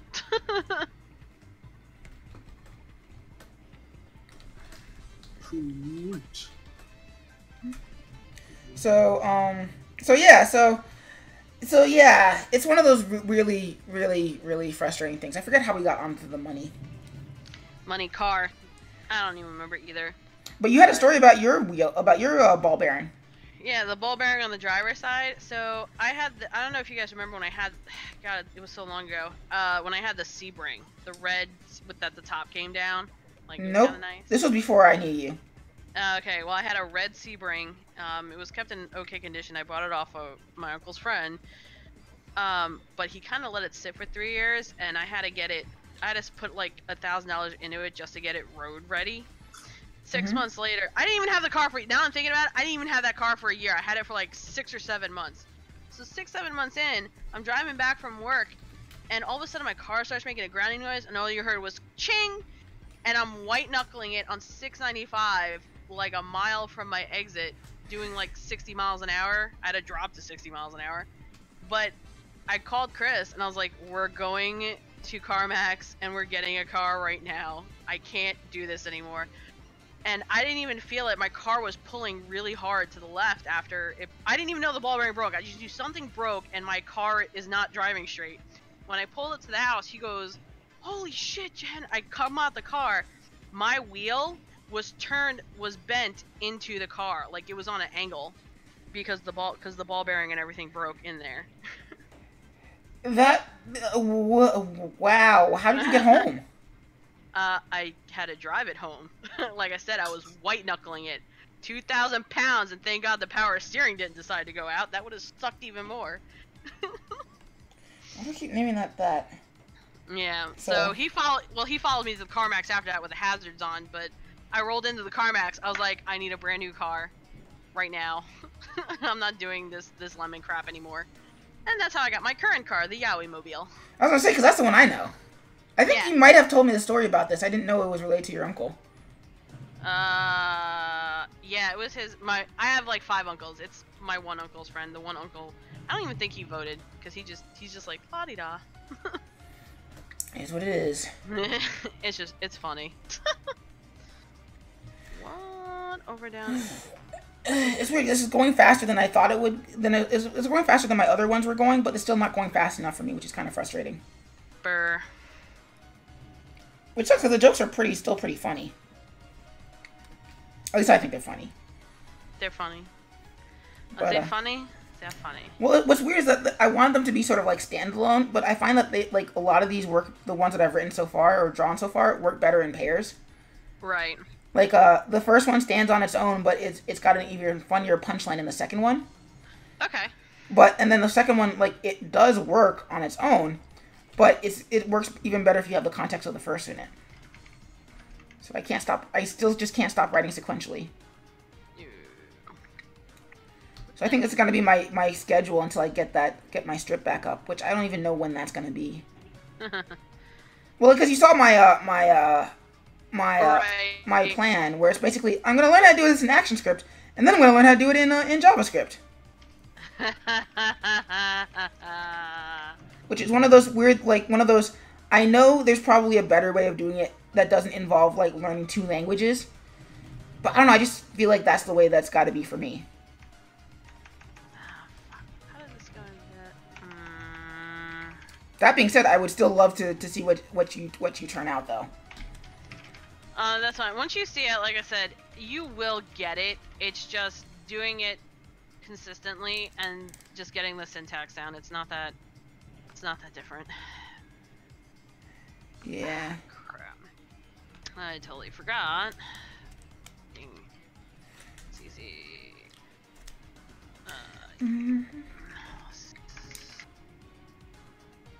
I don't want remove HTML camera JavaScript basics. Oh, I forgot. So Jurassic, what are you up to? I was gonna say, yeah, because I'm just like. I'm working on getting a more tight release schedule for my Patreon stuff. Ooh, how's that going? Nice. Speaking of which, I need to freaking launch mine. I'm doing a lot better with keeping up with this. I just need to get a hold of Duncan so I can give him the stuff. Yeah, I think. Yeah, I think that's gonna be that those 2 are gonna launch simultaneously, both FlyBits and my Patreon at the same time. So that's 3 end of the year goals, is to have 30 at least 30 FlyBits comics by the end of the year, so that way I have a month's buffer. Although if I can get like 60, then that would be even better, but that's probably not going to happen. At least with my slow butt doing taking its time. That, and then so FlyBits at the end of the year, Sonic SSS by the end of the year, and Patreon. So wait, no, Sonic SSS at the end of this year, and Patreon and FlyBits at the beginning of next year. Patreon and FlyBits. Oh, FlyBits is what I'm working on right now. Yeah, I know.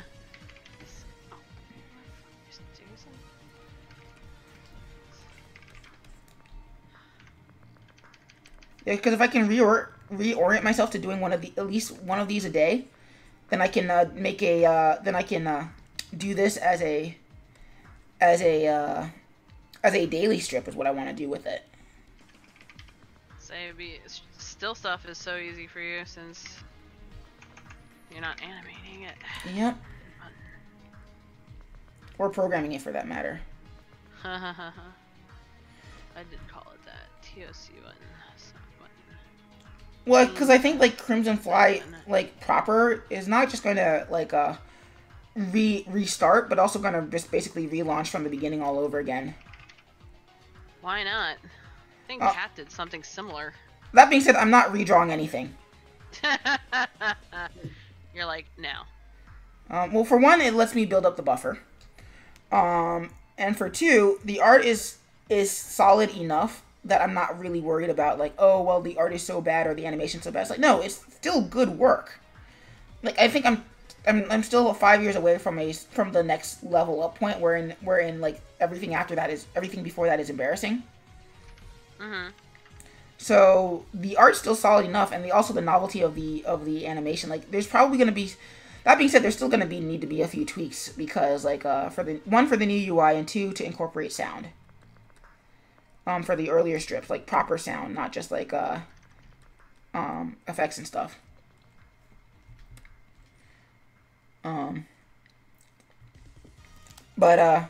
Yeah. So but the thing is that I have no idea when that'll be. Right. Because I at least want to have done the first 2 issues, and have that as a sort of like this is not that have that done like as a buffer for the redo. Or heck, the way that it's going, I might just redo the entire thing, like all 4, like the first volume, and then have that rather than doing the just the first issue. But not have all the way up to issue 5 done, because that was just I feel like that's gonna be a nightmare. Right. but have at least some sort of buffer. Oof. But until that happens, I don't know when that's gonna be. So I'll just keep doing FlyBits until then. It's one of those is what it is situations. Which sucks, but it is, again, is what it is. Plus, it'll give me some chance to, like, to flex my my writing chops without, like, it's like, oh, well, how many times can you riff on the same joke of, superheroes are funny and they don't work in the real world? Ding, ding, ding. But also without getting, like, super serious about it either.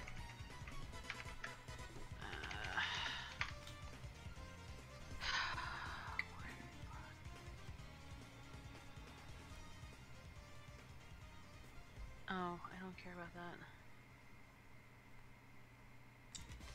But yeah, like the Linda tutorials are a lot of fun, and I think that they work better than the free Code Camp and Code Academy ones. Though, Well, like you said, they give you projects, so that's good, and then you can just translate it to your stuff or work on your stuff as the project. So. Well, what's fascinating is that like free Code Camp wants you to actually meet up with people in your local area because they recognize that this doesn't really work if you don't have people to do it with or do a project to work on. Right. So like their final project for HTML is basically to build a portfolio site, and I'm like, I don't want to. Right. Like I want to know the JavaScript, the HTML in the context of, in the context of how it applies to JavaScript, but not in the context of building my own site. Though of course, knowing it for its own sake is still useful. Because I don't want what happened to RedFly to happen to the CrimFly. Right. Did I tell you what happened with that? Huh? What happened with that? So, back at SCAD, the CrimFly was not my first attempt. I started doing one called the RedFly. This is before I found out that there was a game studio called RedFly Productions, and I was like, And also, this is before a friend of mine suggested that for my professional name, I be Seabird Productions. And I was like, that's so good. Mm-hmm. Because Seabird, the pun, it would have been great. So then call the CrimFly Skipper Wing, and then call myself Seabird. But, yep, but it was not to be. It was not to be? Yeah, so anyway, I made this thing called RedFly. Okay. Where basically it was supposed to be like My Hero Academia, except that, the character actually had powers. And the kid wasn't trying to be a hero, but basically, because that's the thing I don't think most not fantasies ever, at least everybody's a super, but some dude is normal fantasies never seem to get right, is that society would not just massively shift, but the infrastructure and, like the physical infrastructure of the world would have to shift. Okay. Like, if everybody can fly, why do we need locked windows or closed windows? And why isn't like every rooftop a helipad?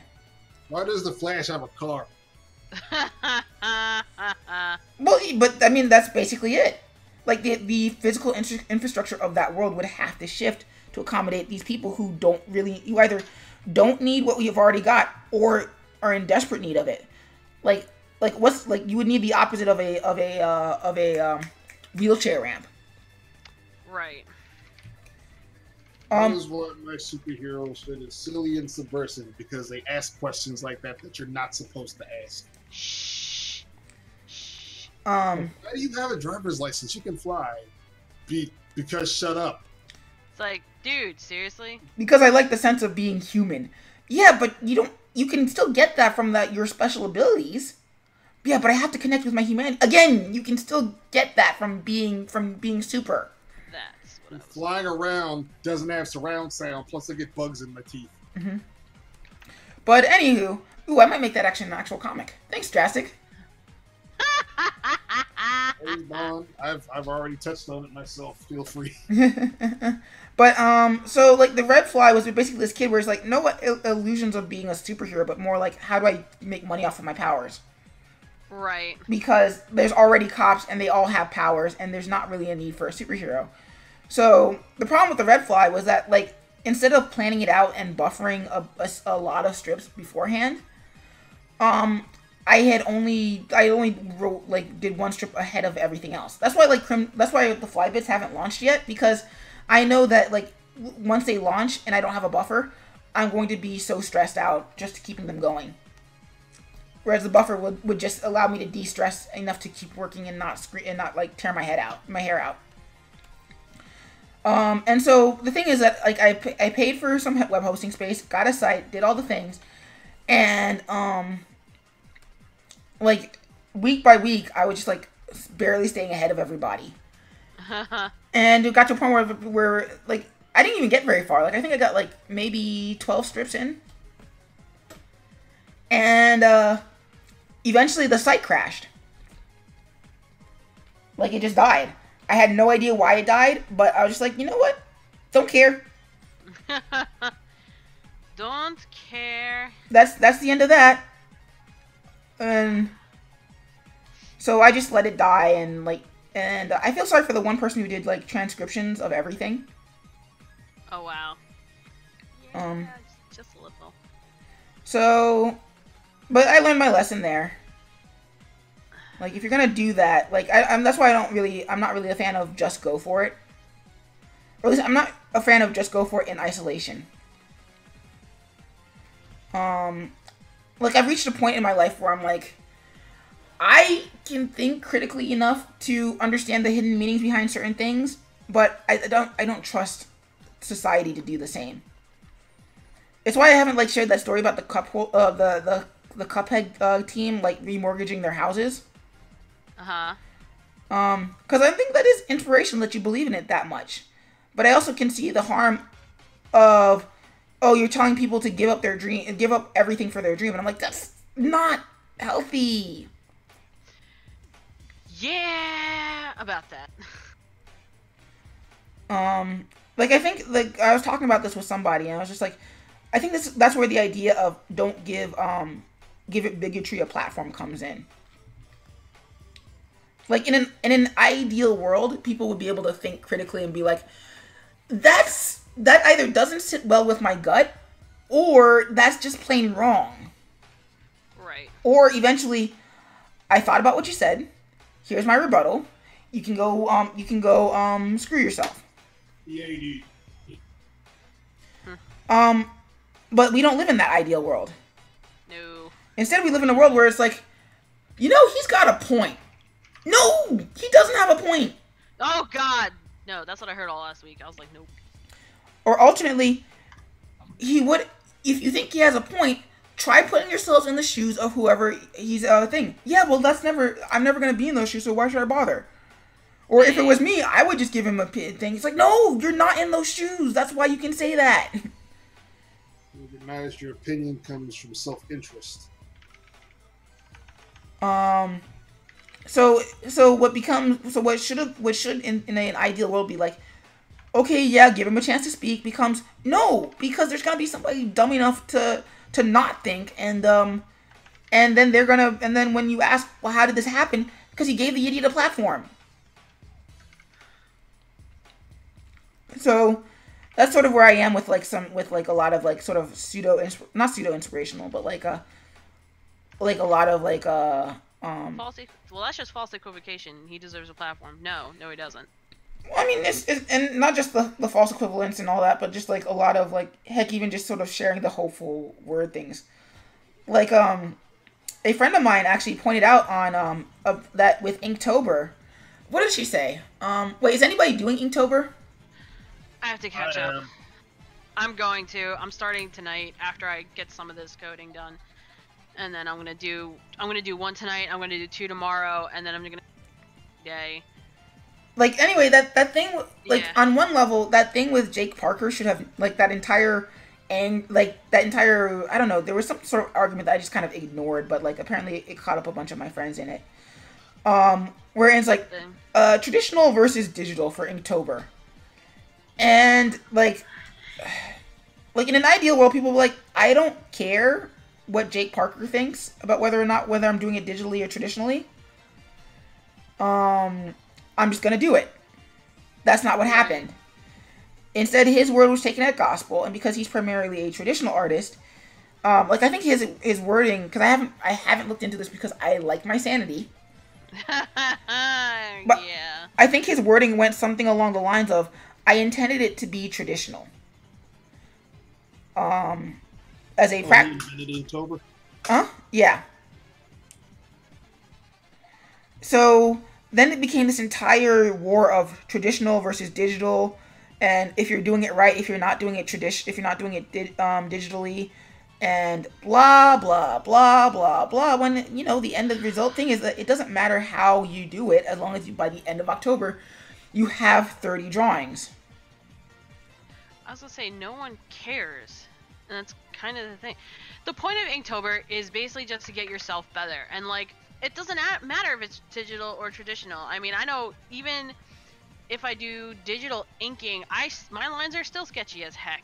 Like people gotta work on digital inking too. It's just as it's still a skill.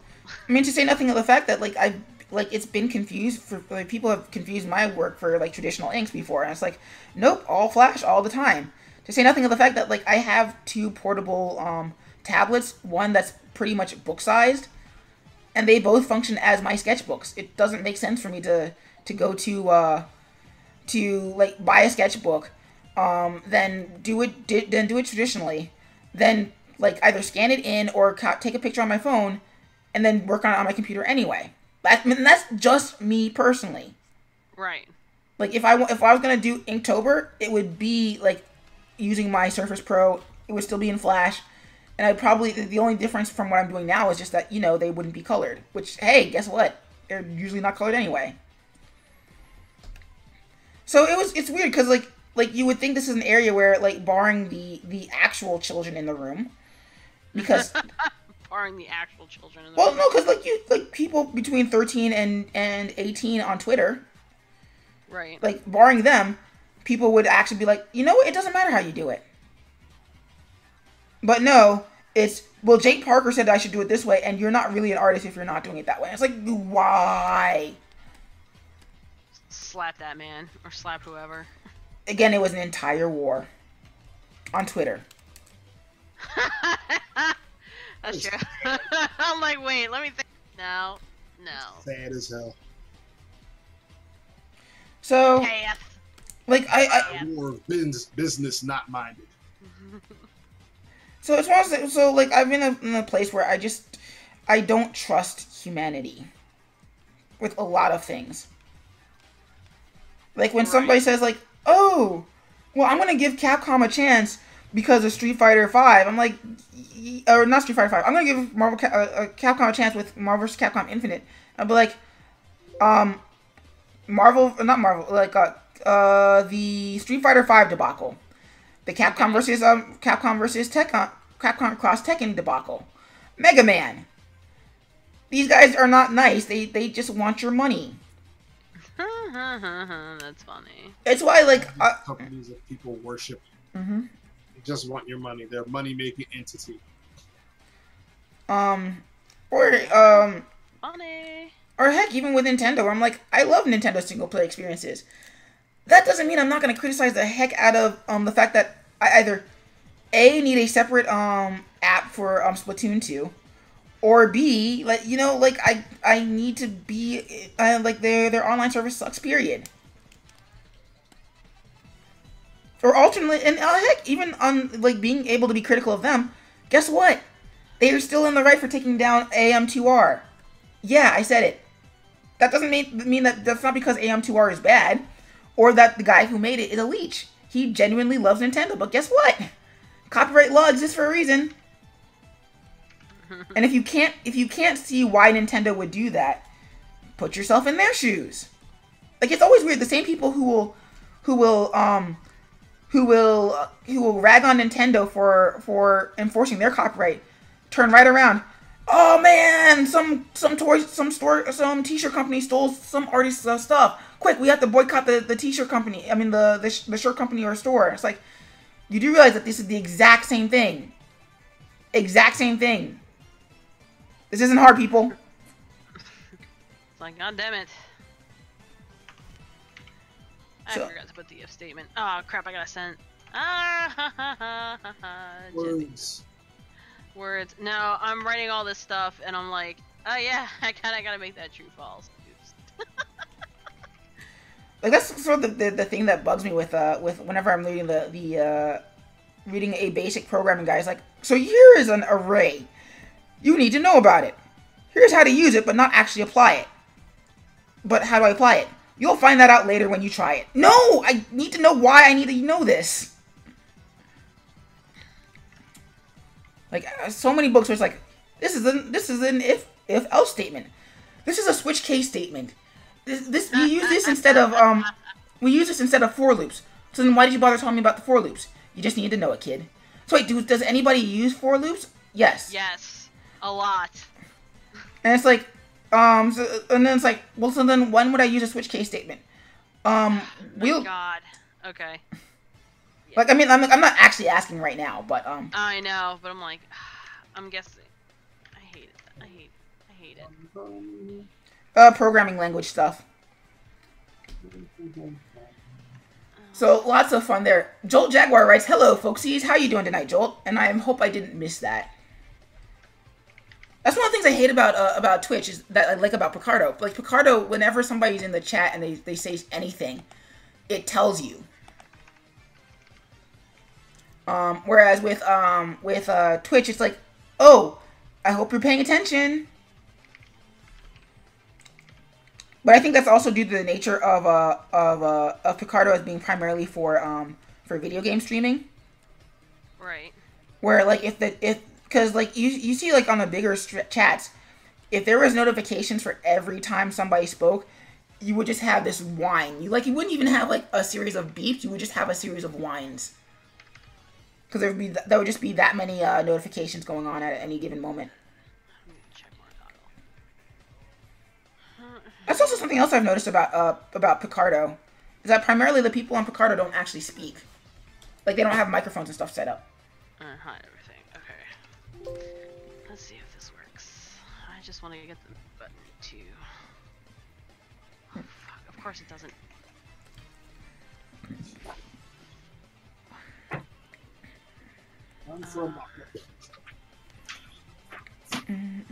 So wait, so what exactly are you programming right now?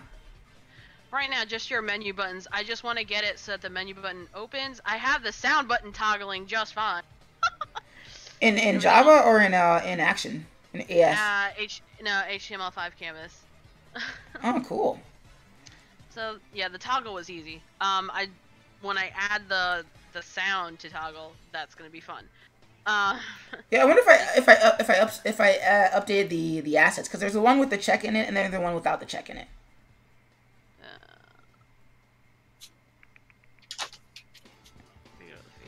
Because I know that Dropbox link is in the chat. I can just drop it to you one more time. No, it's not that far up. It was like the last thing you sent me, other than crying about the libraries. Yeah. Well, it's funny because like they have tutorials for programming ActionScript properly, but I always got bored in the middle of them because I'm like, well, how does this apply to my particular project, as opposed to just doing the project? Right. So now I'm using this programming fundamentals one, and rather than, and that's the other thing that I would always do, is 2 seconds. Well, that's the other thing I would do is I would just binge all the lessons. So like that's not the way to go, because then you don't retain anything. Like, I don't know about you guys, but like I don't retain anything if I just binge it. Well, there's a whole study on that. There's a reason why you don't. You're supposed to do what's called it's a type of, because I took a whole like class on gamification the other day, and they said one of the things that binge learning is no way to retain stuff, and companies are starting to realize that, and you have to do it's gradual learning pretty much. Yes. It's like you take a little bit of info, you study that info for like a day, and then boom, test. Take another piece of info, study that, then take a test on that and the previous one, and it's just you're not supposed to what they call cram. Yeah, so that's why like with with Linda's, I've started just watching one video a day for that one lesson. And then I've also like kind of like stopped going to like 50 different sites to learn stuff, because that's not helpful either. Or at least according to like Reddit, you're supposed to only do learn one language at a time. Right. Which is the other reason for why the reset's gonna take longer, and why I wrote up that learning path doc that I showed you, to remind myself that nope, action script first, then you can learn the Java, and then you can go on from there. Unless like it's one of those things where it's like learning pencil animation, or not pencil animation like the technique, but the software. Because where it's like the program is just so bad. It's like learning to draw on a DS. It's like you could, but why would you? Anyway, Jolt Jaguar writes, not bad. Finally done re-speaking about this crazy world. Mecha Bather writes, good evening. Got some good ideas on my new short film. Ooh, do tell.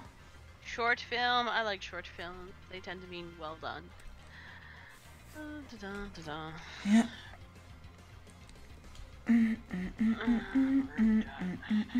So yes, I'm finally starting to take it slow and recognizing that 2019 is probably not going to be 2018, and probably also 2019 are not going to be the years of the Crimson Fly, which is going to suck. Like I think the magic mystery date is probably going to be 2020.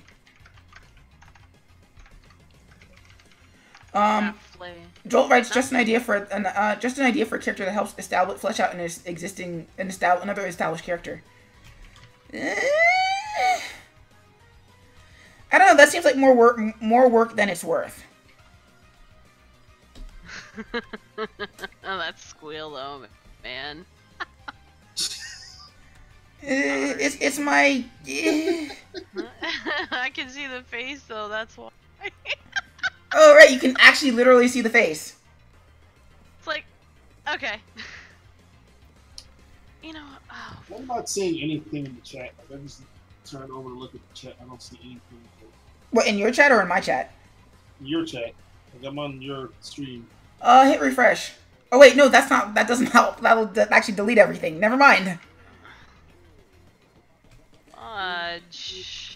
What'd you do?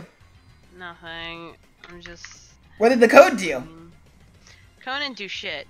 I'm gonna refresh anyway, just for future things to see. Not seeing anything. If. Joel writes, it fleshes out more than just him. He adds to the lore. I'm still gonna make my skeptical face, but it's not my project, so I'm going to trust you, Jolt. I trust that you're gonna figure this out. Which, I mean, I know that's kind of backhanded, but no, I really do mean that. It's like, if you say you got this, you got this. So, show me what you got. Mostly because I'm the proponent of like keep it as simple as possible. So if you have to have another, like, if there's any way to add to the character add that traits to the existing characters rather than creating an entirely brand new character, I would do that instead of creating another character. I can see the chat now. Yay! Oh my god, I should know this. God damn it. Aren't there libraries? I mean, aren't there reference libraries for this online? There's reference APIs. Yeah, I'm just having like I know what to do, but at the same time, it's like it's just one of those things where I'm just like fudge. Yeah, like that was one of the things. Like when I was listening to the Linda tutorial, it was like, by the way, you're not gonna have to memorize everything. I'm like, that's not how my brain works. I need to know everything. No, you don't. I mean, I don't, but the one thing I've been finding out, especially with engineers, it's like, other than my immediate supervisor, who's like super coder, and my other coworker, for the most part, they find what works on the internet and copy and paste. And then you just memorize it because you keep using the same. If you keep using the same bits of code for, let's say, button interaction or whatever, after a while it's like, yeah, I already know what this is. Well, I mean, you saw it in my template file. Yeah. Where it's like, oh, by the way, hey, everything is coded and commented, so if you're not me, you can still use this. But even then, I was kind of thinking, okay, well, maybe it's just me, and I don't know what I'm supposed to know. So that's why I had to keep all this stuff like commented and coded and what have you. Yeah. or like the way that I was doing it before, which is still wrong, mind you. But like when I was just like, okay, well, I'm gonna copy and paste what I learned from this tutorial on YouTube, apply what I need to know, and then leave that as, and then learn the rest when I actually learn it properly later. And it's like that's how you're supposed to do it. I'm like, no.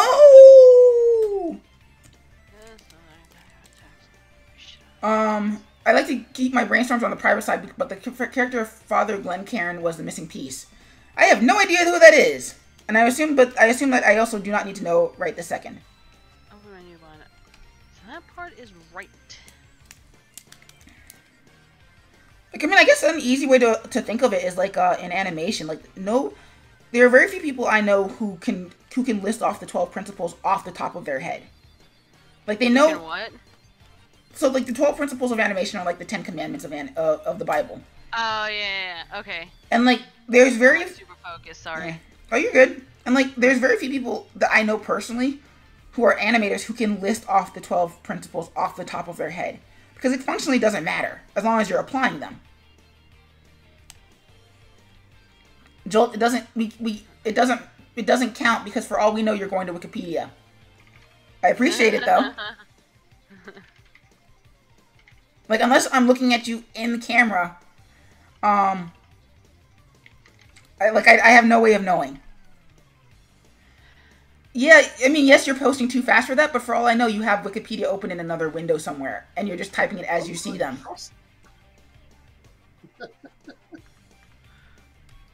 Basically, if I was going to cheat, that's what I would do. Sort of like when somebody like says something in chat to me, and I don't know what it is, but I Google it really quickly so that way I can apply a little bit of context to it.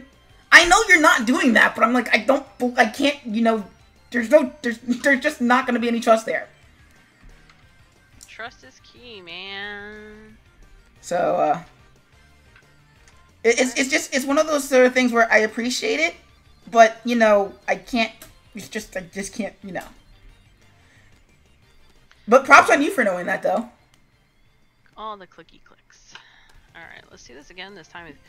But anyway, where I was going with that is that it doesn't really matter if people know it off the top of their head or not, as long as they are still applying it.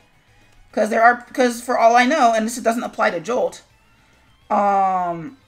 this doesn't apply to Jolt, but like there are people who know them, who can cite it off the top of their head, but their animations are still crap. Because they'll know it, but they won't apply it. So I'm guessing that's how it works with coding? I'm sorry. Unless somebody knows what? Like, it's one thing where to know the theory. It's another thing to be able to apply the theory. Which is probably what I should have led with. Because rather than having this like, I can't see your paper, so I don't trust you, blah, blah, blah. I mean, it is the same thing, Cody. I mean, there are some practices in coding that are tried and true, and then kind of have to jerry-rig it. Yeah. And I mean, especially when you're doing like back-end coding, like Java, like there is a reason you have to take Calculus 2 and set theory. Like in an abstract way, all those things you learn is applied in Java. It's not written in numbers or anything or formulaic symbols, but the theories that you apply there are now being applied in a different way. Mm-hmm. So it's basically just kind of rewiring your brain to learn properly. And I don't know, maybe it's just me, but I feel like a lot of learning works that way. It was just like wiring your brain to work the way that it needs to. I mean, I agree. But, and the thing is though, at the same time, you kind of have to keep your mind open when learning new stuff, because I was trying to apply some back-end stuff to front-end and vice versa. I was like, no, it's a different mentality. Exactly. Because the front end is a little more straightforward. I mean, except you're just putting in extra steps because you have to tell it what to do to a certain extent. Like, okay, look for this. And I saw your pseudocode, so you had the right idea. It's like, look for this. If this is happening, then do this, blah, blah, blah. That's fine. That's a little straightforward. If you were to do back end stuff, it's like you're running checks, you're doing all this stuff, and it's like, oh my god, no. Joel is like, it's like me and the word extraordinary. I know it's a compliment, but when you pronounce it extraordinary, it sounds like an Indian, because it sounds like you're extra average, which makes sense. It's sounds like you're extra average. Well, it does. You're like, oh, I yeah, look know. at you. You're Oh, you're extra basic. you're special. You're normal. You're so normal that you're normal squared, which doesn't make you any better. Alright, let me just get the damn menu back open again. So I totally feel that. But I feel like for me, well, that's what part of the reason why I kind of stopped doing the saxophone, and also why I have such trouble like picking up and keeping like working on the harmonica, because like because what used to happen is like there would be like learn this music and just memorize it enough to play it off the top of your head, but don't learn any of the theories behind it unless you really want to. Right. And that sucks because I was, like, as you know, I was a music minor in college, and it's like I could read music already. I had music lessons on the belt at that point, but no one ever really went into the theory. And here I am coming in. They're like, "Oh, you have all this music under your belt. We're gonna put you in music theory too." And I was like, "What the hell?"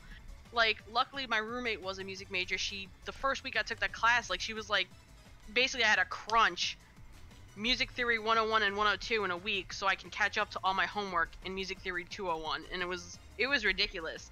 And once you learn the theory behind how they compose stuff, you're like, oh, that makes sense. This is why this sounds good to my ear. This is why this works.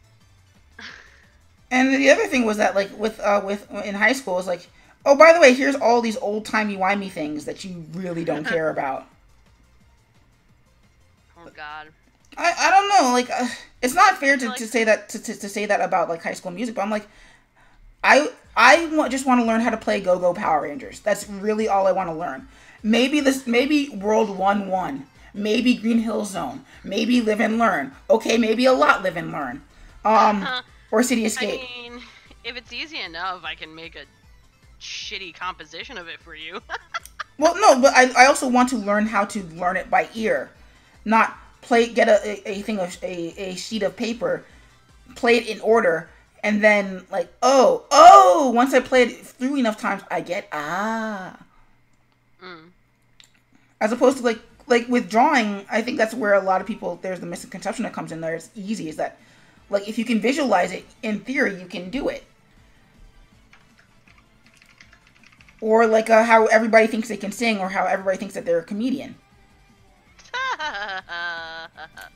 Where you have to be put in a situation where it requires serious skill to realize, oh, no, you can't do that. Like, no. Like that's why at SPX I did Alexander Hamilton, and I did as basically this spoken word jam rather than actually singing it. Well, because I can't sing, but I also can't sing badly, if that makes sense. Like, you know, like William Hung, like, is so bad as to be hilariously bad. Yes. Like, I don't do that. Like, when I do it, it's just boring. Like, you can't sing, but it's not so bad as to be funny. You're just boring, which is worse than being bad, because then there's nothing to really hook you. And it took actually rewatching my old streams to do that. Like, for me when I do karaoke, yeah. Like, the fun of watching me do karaoke is, how is this black nerd fool gonna not bust a group, but like bust a gut and just like be funny watching it. Yeah, Jolt writes it's like a wrestling heel with no heat. That's me when I'm trying to sing. Yeah, I should have done that in the beginning. Worst reaction is no reaction. Yep. But I didn't know that until I started rewatching my old streams and going like, why didn't anybody tell me I was that bad? I will stop singing. I said that on stream once. Wait, you told me that? No, you said that on stream. Like, why didn't anybody tell me I was bad? Like, I don't know how to tell people things like that. Well, people that I like. I know how to tell people I don't like, oh, bro, you're awful. You suck, man. Yeah, like entertainingly bad, I will take entertainingly bad, because, you know, entertainingly bad is still entertaining. But just straight up bad, yeah. And so yeah, so I think that's where it is with a lot of the creative arts. Like Oh shit. everybody thinks they can do it until they're put in a situation where they have to do it professionally. It's like, this is actually hard. Oh my god, this actually like takes work. Yes. Yes it does. Yeah, Switch. Or same thing with like you see that also with voice acting too. Right. Like I know one person who's actually seriously trying to pursue that as I do want to seriously be a voice actor. I'm going to all the events. I'm looking for all the jobs, etc., etc., etc. But Right. But it's actually kind of very fascinating with how many fans will be like, "Oh, dude, I can totally do voices for the Crimson Fly." I'm like, let's not even ignoring the fact that I can't pay you.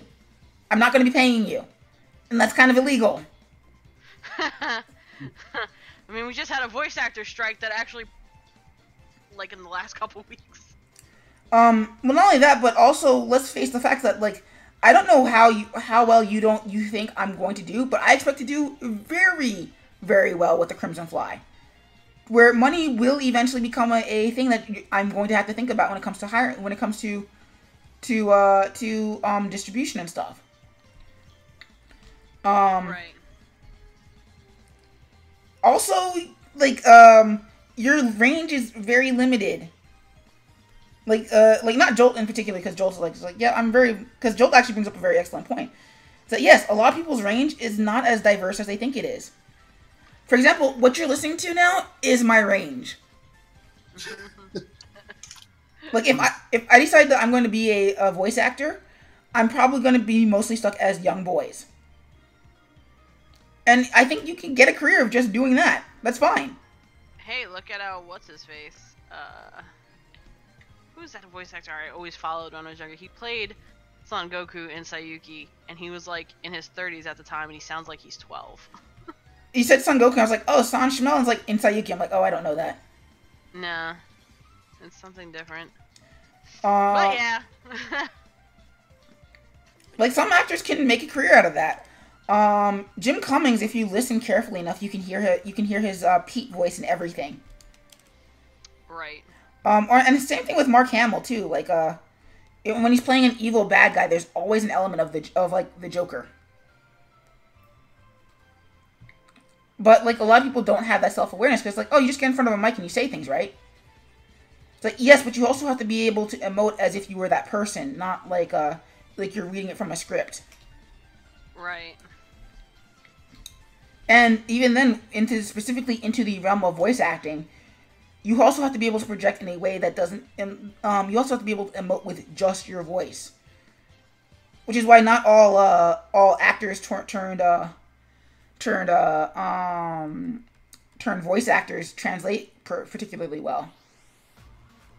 Right. Like, I'm sorry, Adrian Pasdar does not make a good Iron Man. Like, I know he tries, but that's not his thing. Right.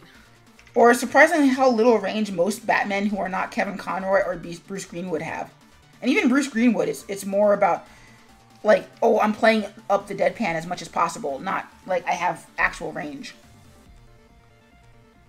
Bruce Greenwood was the Batman on Young Justice. Okay. Kirk's dad in not dad, but like his father figure in the live action ones with Pine. I mean not Pine with Chris Pine. Not Chris Pine. I was gonna really say. I'm like, wait, which one is that? What? I have to go back to the damn.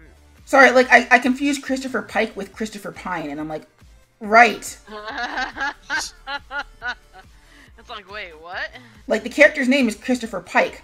The actor who plays Kirk is Christopher Pine. Right. You are incorrect. And even then, like, with Chris Pine, like, I find that his range is, like, I haven't seen Wonder Woman yet, but I've heard he's really good in that. Like, he's got good comedic chops, but it's more about subverting the jock character than it is about having actual acting range.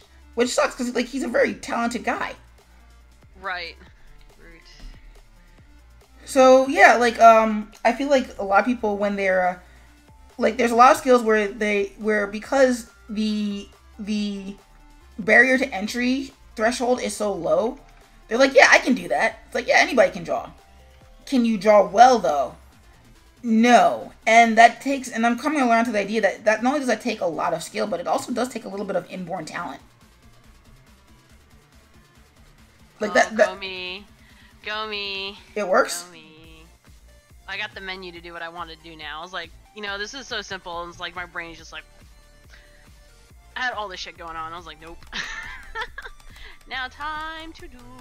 Well, because like in theory, the app that I want to make isn't like that. Shouldn't be that hard for an actual programmer. I'm not an actual programmer. Well, and see, neither am I. That's where the hard part comes in. Hey, I'm a programmer in training, and I'm getting better. Script's not my.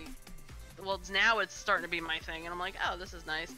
It's just because the JavaScript I use, like, in Edge Animate is different from the JavaScript I'm doing now in Animate, is different from the JavaScript I go into when I have to go into the code, like the raw code, and it's like, you know what?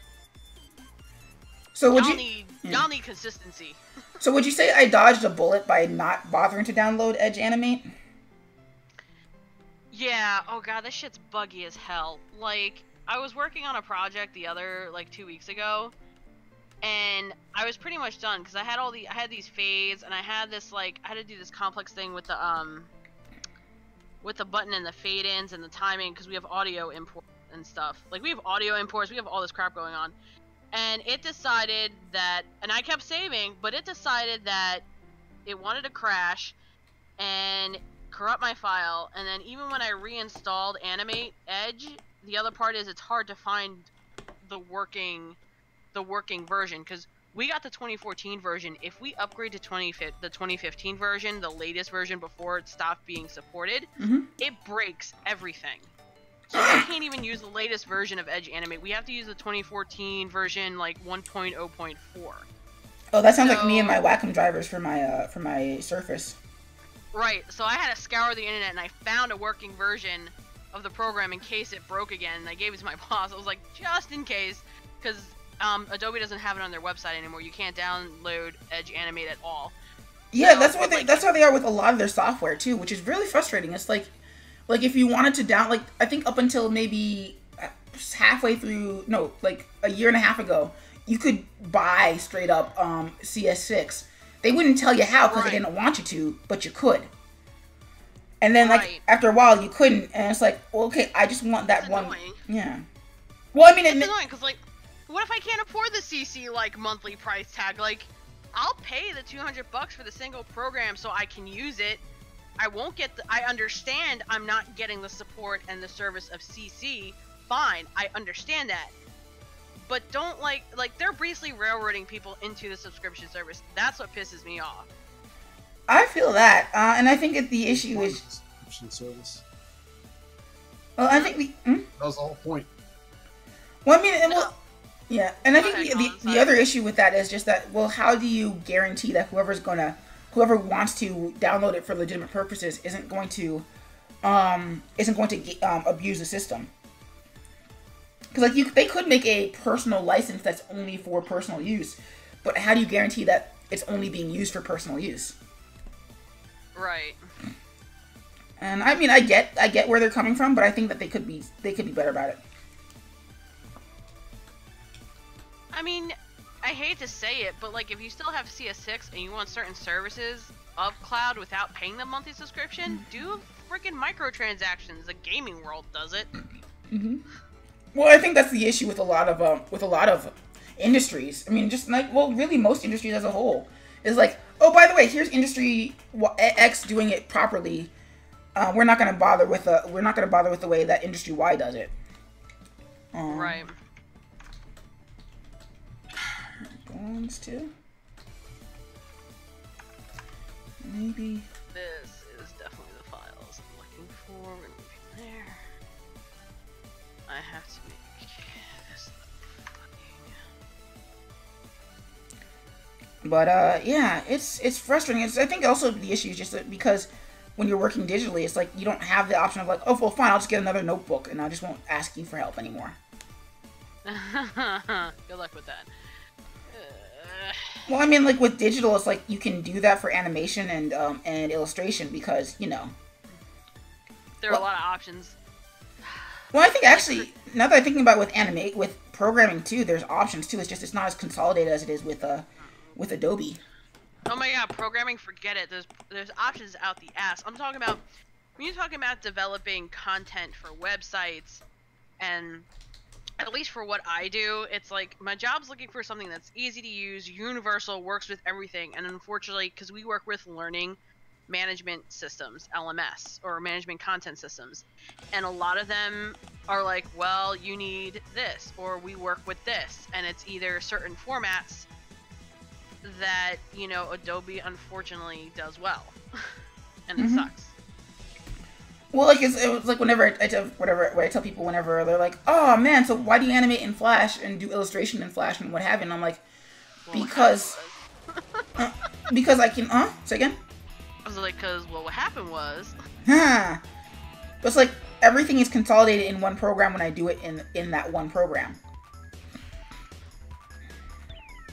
I mean, heck, even once I get this class thing, not class, but like figure out like action script classes and all that jazz, like external action script files. Right. It's gonna like translating it won't be a big deal as big as a deal as it was before. Right.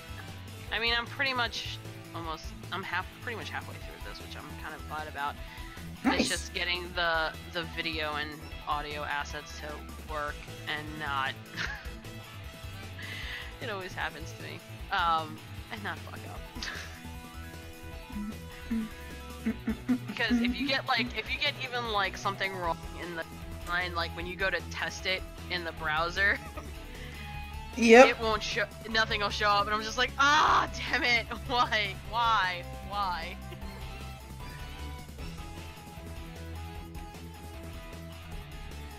Let's see what that looks like.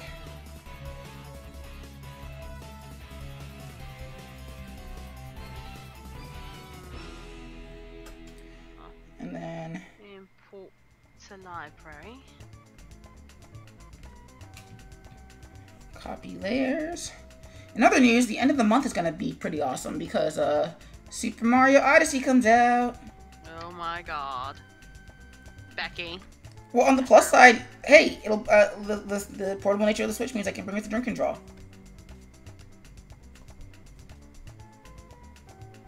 Did I lose everybody? No, we're here. Concentrating. Yeah. Yeah, the other. Yes, we all concentrate. Colin does most of the talking. Well, also, I'm a sort of. Jolt writes that music reminds me of Sonic. Well, because it is Sonic. It's the Sonic CD open. It's the Sonic CD soundtrack. What else would it be? That's great. We've been listening to the OST for Sonic Mania for like the last hour, and now we're listening to the OST for Sonic CD because it's just really easy to just jump from one to the other. Yeah, that's awesome. Like it sounds like Sonic because it is Sonic. Because like as dumb as it is, it like the Sonic series has always really had great music. Okay. Drastic does not believe me. Here we go. We don't need to have that conversation again. That's fair. No, I didn't say the gameplay was good. I just said. Oh right, Sonic Adventure 2 and their lyrics with music. Yeah. No, the lyrics haven't been great, but the actual beats behind them have been pretty good. Cause Fist Bump is dumb. Fist Bump was cool until it got lyrics. Okay. It's the one that they're doing for Sonic Forces, where it's like, oh yeah, I can't sing. Anyway, the instrumental I thought was like really cool, and then I heard the lyrics. I'm like, one more last fist bump? Are you really that desperate for a fist bump? Did this really have to be lyrics in a song? Did you have to shove that in there? So anyway, but yeah, no, it's a really easy go-to for video game music. So yeah, that's what's up with that. That's what's up with that shit. Jolt writes, save for Sonic Boom, but that doesn't count. Just trying to be cool. Save for Sonic Boom. Well, no, that was that animation, opening animation, was the thing that convinced me that I could actually do animation. Why are you such a pain in my ass today? 412, 509. All right, let's duplicate that.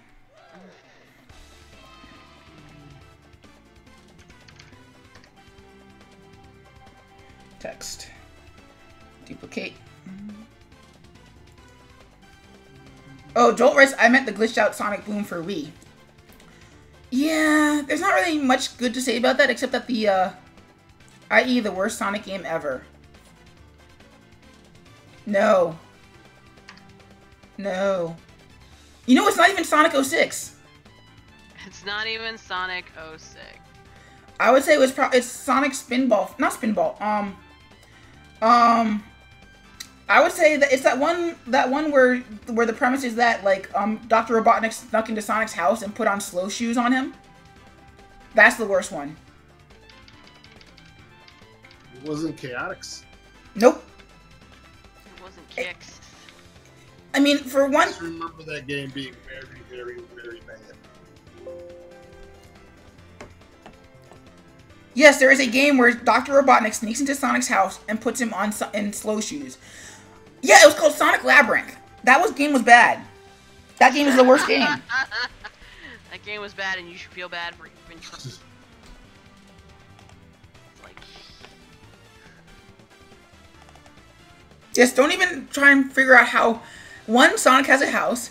2, Dr. Robotnik knows where he lives. 3, Dr. Robotnik snuck into his house and didn't try to kill him. 4, the best plan that he could think of was to put slow shoes on him.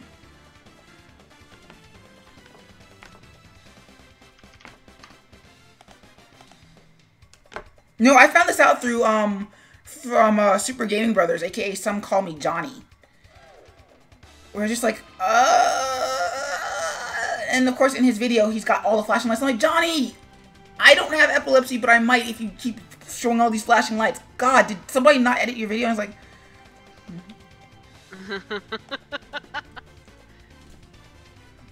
you looked this up, Jolt, didn't you? of course he did. Of course he did. Oh, child. Viewer.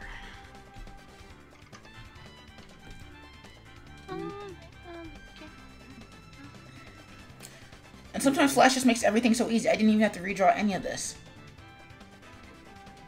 I really have to like center my shit. No, not that. Lock that, lock that. Those yahoos.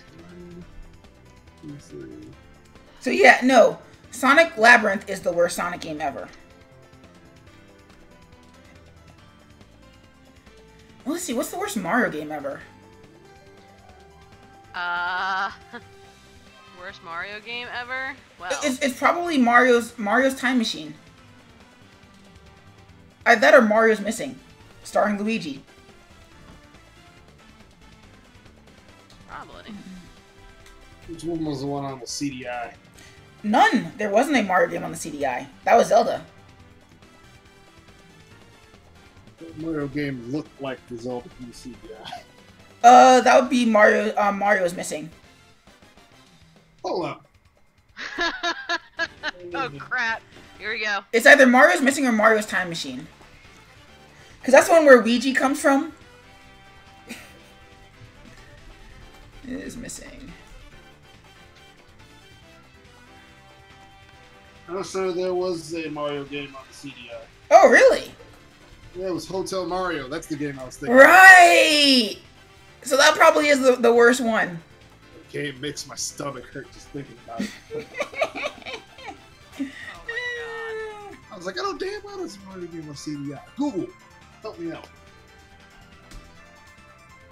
I haven't found any functionality there. I mean, I think there is something to be said for learning from your history. That being said, a lot of that can die in a fire, unless you're specifically trying to learn from history. Like, die. Sonic 3D Blast was it felt gross. My brother had that game. We tried our best to But it was functional, and you could go sort of fast. Sonic Labyrinth doesn't have those. The only way to go fast in Sonic Labyrinth is the spin dash. And unlike Sonic Boom, it doesn't even have the illusion of trying to look pretty.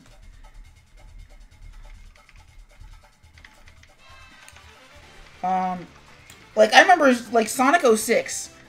Like, the opening cutscene, I'm like, okay, this is alright.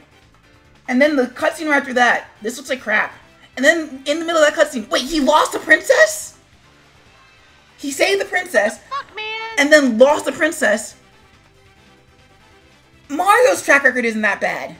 I'm upset. Because I just went and looked up Sonic Labyrinth and said, have I played it? Oh, Jesus. Blame Jolt. Jolt made this happen.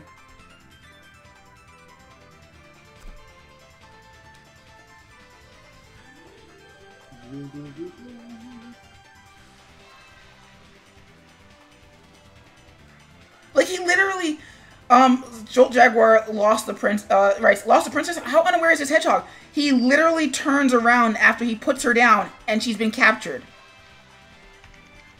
And it's not even like like, oh my god, she's like Sonic is then thrown into a wormhole. It's like, no, he just watches these giant white hands take up this girl. And he's like, oh no, I guess I should do something. You think? Taking a page out of Mario's playbook, like, what are you're taking her again? Really, dude? Okay. Well, like with Mario, with Mario, they make the effort to either get away from him as fast as possible, in a way that he can't follow very obviously, or they make the effort to, you know, get rid of Mario. Like New Super Mario Brothers, or New Super Mario Brothers Wii, where they're like, okay, we're gonna invade the castle, we're gonna take Mario, Luigi, and the Toads, and we're gonna toss them out of the country. That's literally the opening to Super Mario Brothers Wii. Earthworm Jim. Oh my god, that game was great. I just love the Really? It was so silly. I just love the opening music for that first trash level. Like, it's not that the level was garbage. That, like, the theme for that level was literally, this is a trash heap. I don't even remember the music. I just remember the cow. I'd put it on, but then you guys wouldn't be able to hear it. I remember the cartoon. Oh my god, I watched that too. It did get a cartoon. That was a prop to mine when I saw it. The theme song popped into my head. Earthworm Jim. Oh, Jesus. And I don't even remember much about what happened in the cartoon. Just the song and him going, groovy. Yeah, I remember the game. I watched the other ones too, but I watched the animation too, but I remember the game more because I always played it. Well, I also love how well animated the game was, at least for Jim's animations. We played the game through like once and never played it again, which is like weird because we really liked it. We might have rented it and didn't like actually own it. Oh, okay. I was gonna say, I think me and the BFFs, like, I think we beat it like multiple times. It was just like, all right, we beat it. Let's do it again. Woo. Thank you. Okay, you always gotta wait for the last one. Okay, so that still took longer than I was expecting it to. What happened to me that I got so slow at doing these? I don't know. Cause like by the time the hiatus had stopped, like I was doing one of these a night, and getting as far as like being like, okay, well maybe I should start working on the animation now. And this would be like by 8 o'clock. Now it's like, okay, it's 9:30. What am I gonna do for the next half hour? Box, current projects. Oh, we're working on the Sanix. Let's work on the Sanix. Sanic the Hedgehog. Sanix. Must adjust speed. Must adjust speed. This is where that is right now, because I've been doing the rough animation. And so like the last time I worked on this, I was like, you know, the wheel of feet doesn't really work if you're not doing it from a straight side angle. So I was like, you know, this is why people always do the wheel of feet. I mean, not the wheel of feet, but the figure 8 one.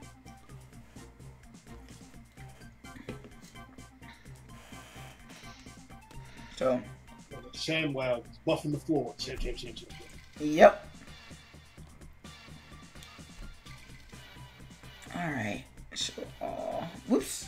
Don't want to show all. I just want to do 100%. All right, let's go into the Sonic one, the Sonic frame. Missing.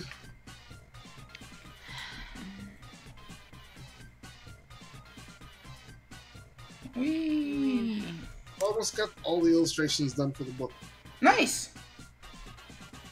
Oh, is this for that one that you're being commissioned to do? Oh no, that one's Oh still. God, that's right. I have to do this shit. That one's still in the sketching stages. That sounds fun. Working on the Heroes for Young Girls and the Dreaming in Binary, the Cyborgs and Cyberpunk shite. That one's almost done. I've got 3 more illustrations to finish. Ah, cool. And I just laid out I just spent the last half an hour laying out the entire layout of the book. What? No. See, So 193. just gotta put all the elements into InDesign. It's Yeah. not. Done skis. CMX in a frame with an. And this and basically everything that Jiggy's feeling right now is why I don't code. I don't code on stream anyway. No, Sir- I have to do something with the fudge. Server writes, "What's up, Wing? I am working on the Sanix." Okay, function handle resize. So I have to import the MP4s as an external file. Oh my god, go fuck. What, using the code? Yeah. That's what I figured you'd have to do. This is why I hate, fucking Flash. Like, don't you, you import it into the library and then you have to reference it via the class? No, if it's an MP, I thought I could do that with MP4s because we do it at Animate. I got them mixed. Fucking sorry, this is pissing me off. Not As it should. No offense, it should because it is annoying. annoying. Basically, HTML5 canvas, I have to reference the MPEG-4 file and I have to create a div or a container for it manually. And Really? then reference it manually, and I have to reference it outside. In the HTML5, not in the JavaScript. No, in the JavaScript, I have to reference the file and say, play this file, Well, a thing. well, like my compilation ones, where they reference the Swift externally. Right. Let me go in the communities file. Because there's a loader class for The create.js. Oh, I was gonna say there's one for ActionScript. I don't know if there's one for create.js. There is. That's good. There is. Well, good thing that this thing doesn't have to need playback, or not playback, but you know what I mean. The things. Yeah, but I know I actually did the MP4s. So I was shoot, I'll just put them in MP4s and blah blah. Nope. No. Asshole. Yep. Why couldn't this stuff be easy? That's funny. Alright. Where's that? Well, no, because that's something that's been annoying me for the last year. Is when somebody goes on some radio program and they're talking about this app that they just made, and they're I saw there was a need for this app, so I just made it. I'm screw you. I know. How can I? Don't use this. There's a better. When was this one updated? Last year. The library? No, how to code in video. How can I add video? Flash, not Flash. Oh, HTML5 Canvas. Videos are not supported in a Canvas document. You'll need to use if you really need to show video in Canvas. I mean. So basically, this is because it's in the Canvas, not because there isn't something you could do it in. If you were doing an ActionScript, it wouldn't be a problem. Yeah, basically just bring in the MPEG-4 and bleh. Yeah. HTML5 is a little salty. Not salty, it's a little different. A server writes, "My Sonic phase ended a long time ago." What? That's fair. You really do kind of have to have a lot of patience with this franchise. This, that, blah, blah, blah, blah, blah. Word. I find that their social media game is on point, but everything else is not. When they had the birthday last year, And basically they got the voice actors to come in and basically do a Ask Me Anything on Twitter, which was pretty funny. Like, they even made fun of the fact that the guy who does the voice for Sonic, Roger Craig Smith, is also the voice for Ezio in Assassin's Creed. So they did this tweet story wherein Eggman kidnaps Ezio, but can't be bothered to remember his name. And he's like, if you want him back, Ubisoft, you have to give us pictures of kittens in Assassin's Creed hoods. And that's funny. Well, it's funny because then Ubisoft actually complied, and it was amazing.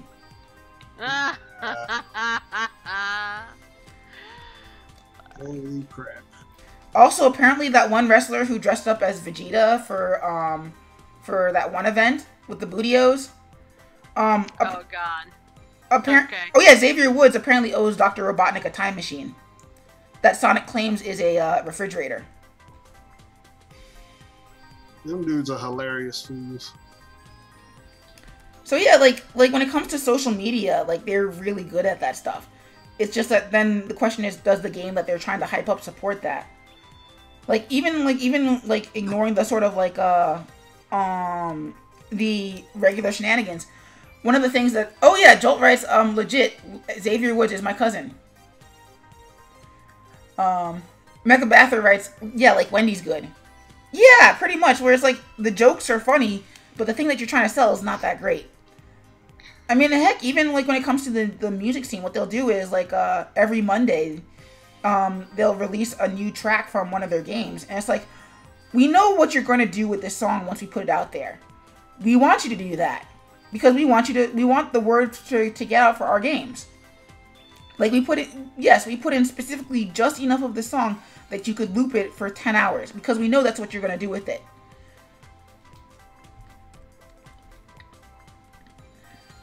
So let's see if that does what I want it to do. Oops. To the 6th post of this thread. Jesus Christ. 1. Isn't programming fun? 2, 3, 4, 5, 6. Terms of reference to make the. Let's see, source, autoplay control. Oh yeah, all that bullshit. I don't need controls though. Modify, commands, view. Fudge, and sync twins timeline. Good. Now what we're gonna do is we're gonna duplicate all this. Shift F6. Grab these two, duplicate. Grab these 4, duplicate. Grab these 8, duplicate.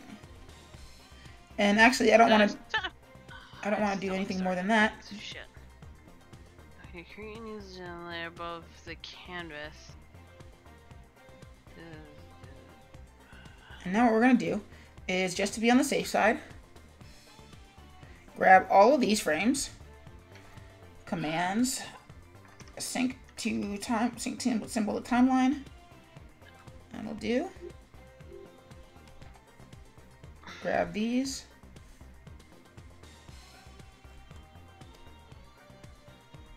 Grab that, because his face doesn't change inside that torso frame. Because it doesn't really need to. So that's why I'm not like going in and making some sort of super special animation for that. Grab all of that. Commands. Sync timeline. I don't really need to do this because it's the same frame. But it makes me feel better. But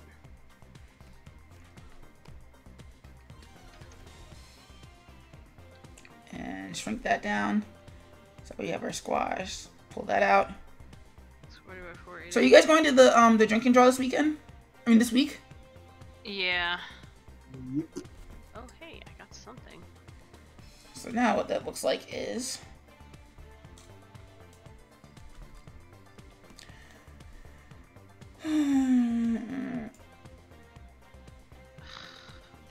so use a Chaos Emerald, bounces up. Cool. So now let's put F7, 7, 7. So now what we can do is grab all this, drag that down. Wait, whoops, wrong frame. Grab that. Drag that all down here. F7. F7.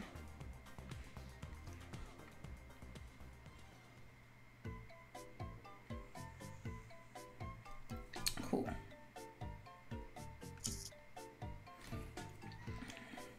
So what I could do is I could just go in and I could redraw everything.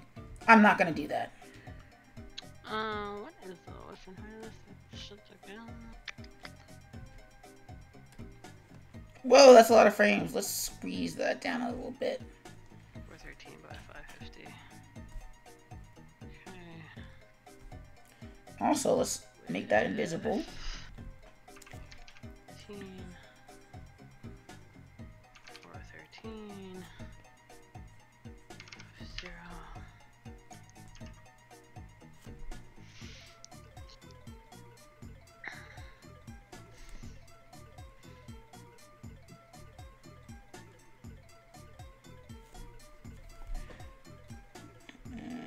And move that a little to the side. So, server, mech, what are you guys up to this evening? 35.4. I'm also sorry if everything's gotten a little quiet. I think the night's starting to wind down. I have no idea how people do this for 5 hours straight. What?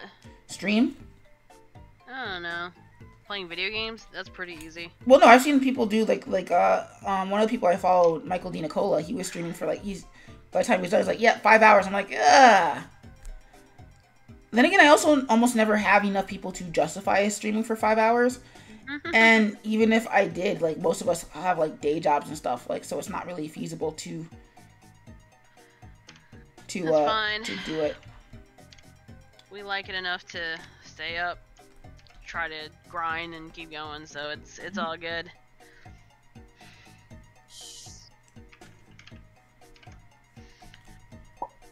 And let's see. So this is gonna be so much fun when it's done. So the video source, movies, CrimFly, Babadoo way. Bless you. Okay.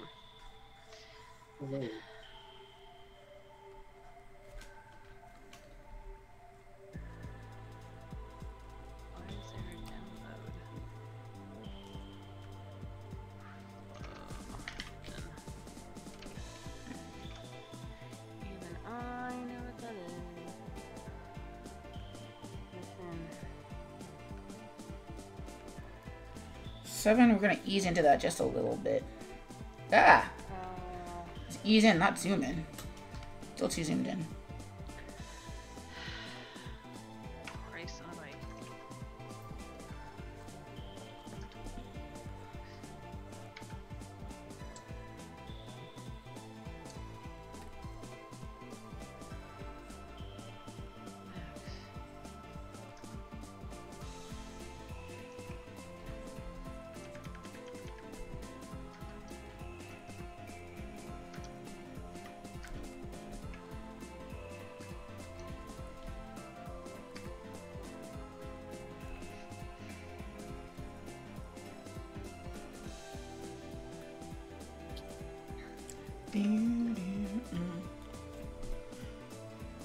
Server writes, relaxing till 11. Didn't expect you to be up this late. This is usually my usual time.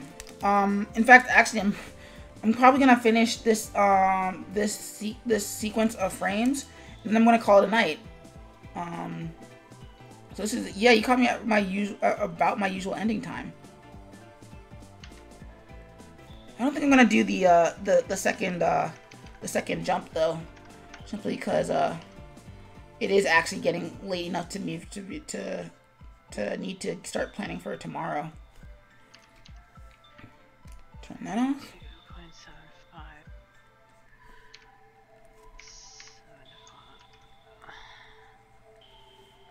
7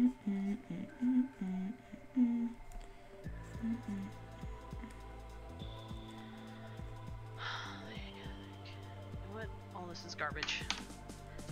All of it is garbage. What, the code? Yeah, it was garbage. I'm doing something else. Okay. Yeah, take a break.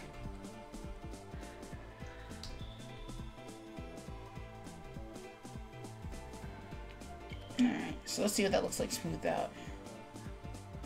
So this is what we are going to do because fuck this noise out. 7.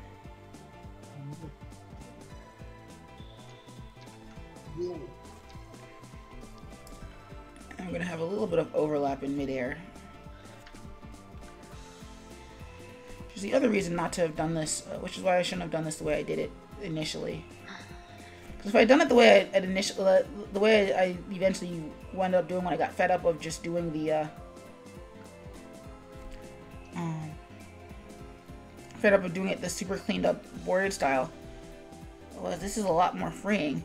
I could have just grabbed the limbs and moved them over rather than having to do what I'm doing now and just basically redraw them.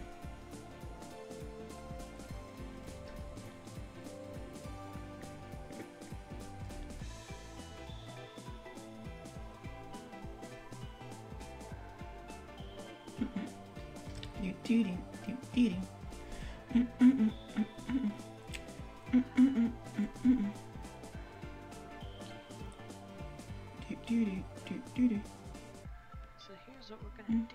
Wow. Make it because reasons. What'd you do? I am making stuff.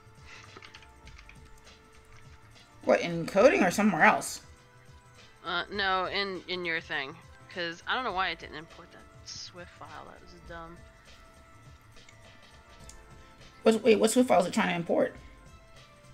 Your panels, and panels 3 and 4 look like they came in fine. It's 1 and 2. It broke out into the It broke out as whatchamacallit. Because I thought they were bitmaps. Let's see. Like, I mean, not bitmaps, but they're PNGs, but they come into animate as the bitmap thing. No, these ones. I think I was trying to do something. This might have been with fair amounts of. I was like, yeah, let me go try this. Bong. As I said, I'm pretty sure I also put the panels in there too. Yeah. No, you did. I have them. That's bueno.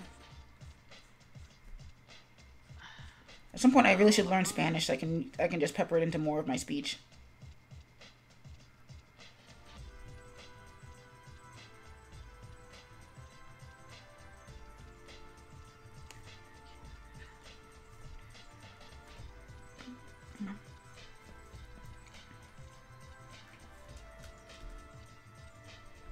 Oh, that's cool.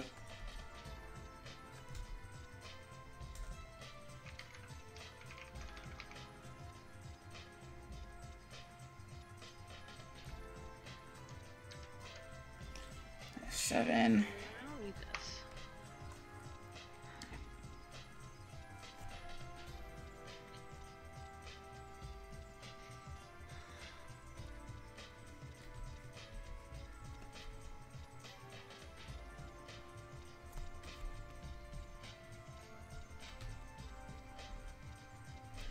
I might just go till 11 then tonight. And maybe see if I can get this entire sequence done. I'm gonna hate myself in the morning, but it'll be cool. It'll be worth it. They can put it on Instagram and Facebook and all the places and be like, yeah, working on animations. No, I don't want your critique. I didn't bloody ask. Well, because I feel like there's only really, you have to ask people if they want critique. Because I mean, it's okay to ask for validation. Right. Rather than just like hey guys, I'm doing a thing. I want you to appreciate this thing I'm doing, not like tear it to shreds. Which, I mean, I've been guilty of that before, where I'll just launch it to a critique, and they're like, wasn't asking. Well, you sure could use it, yuck, yuck, yuck. And it's like, well, yes, but this isn't the forum for that. Not an ass. Also, they've been into way too many spaces where somebody will suggest the thing, and I'm like, okay, do the thing. It looked better the way it was. I'm like, your critique was not good for me. It was good for you. It's what you would do for your thing, but it's not good for what I need for my thing. Library.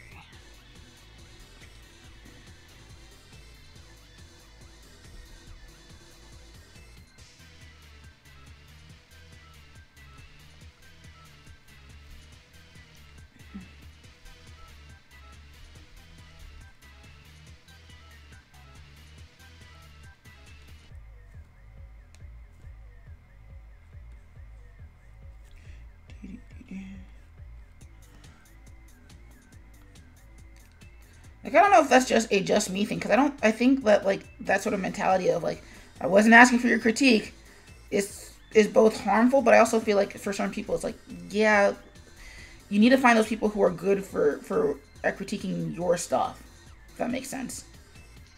Yeah. Because, like, there'll be people who are like, I can sense in my gut what's wrong, but my critique is not valid for, it does not, is good for my work method, not for yours.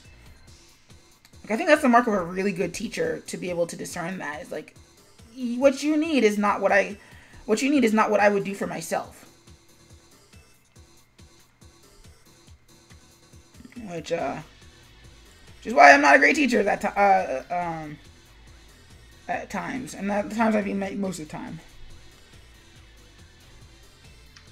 Where that's why I don't bill myself as a great teacher.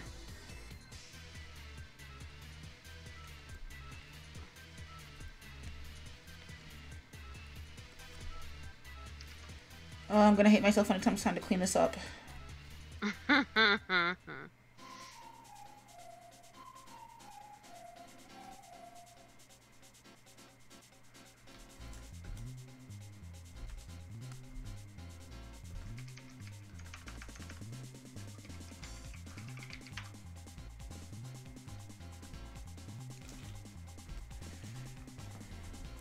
Well, no, because, like, what I like about what I've got so far is that it's the perfect balance of 1s, 2s, and 3s when it comes to animate. Well, 1s and 2s anyway.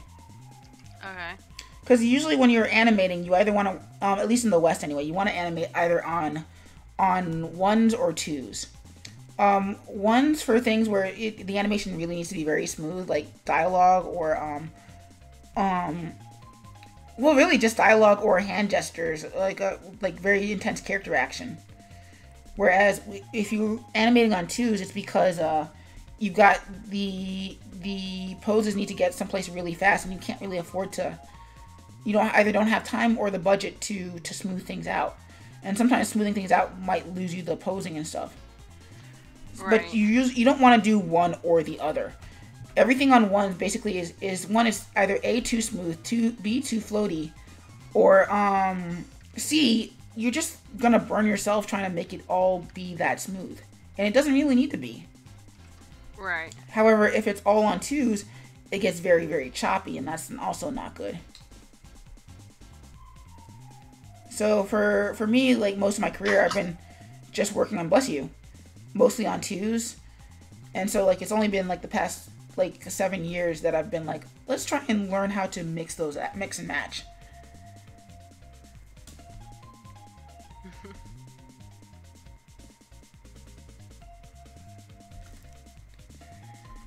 Oh, that looks good. Let's put that down there. Oops. Don't really need the,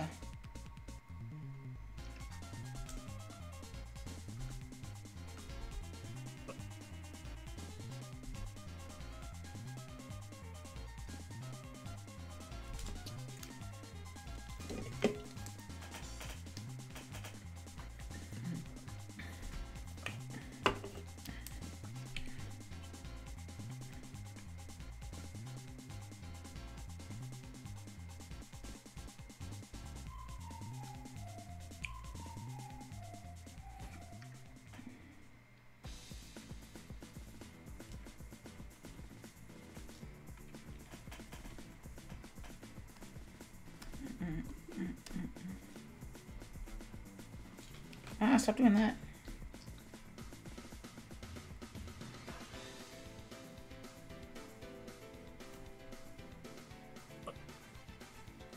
You okay?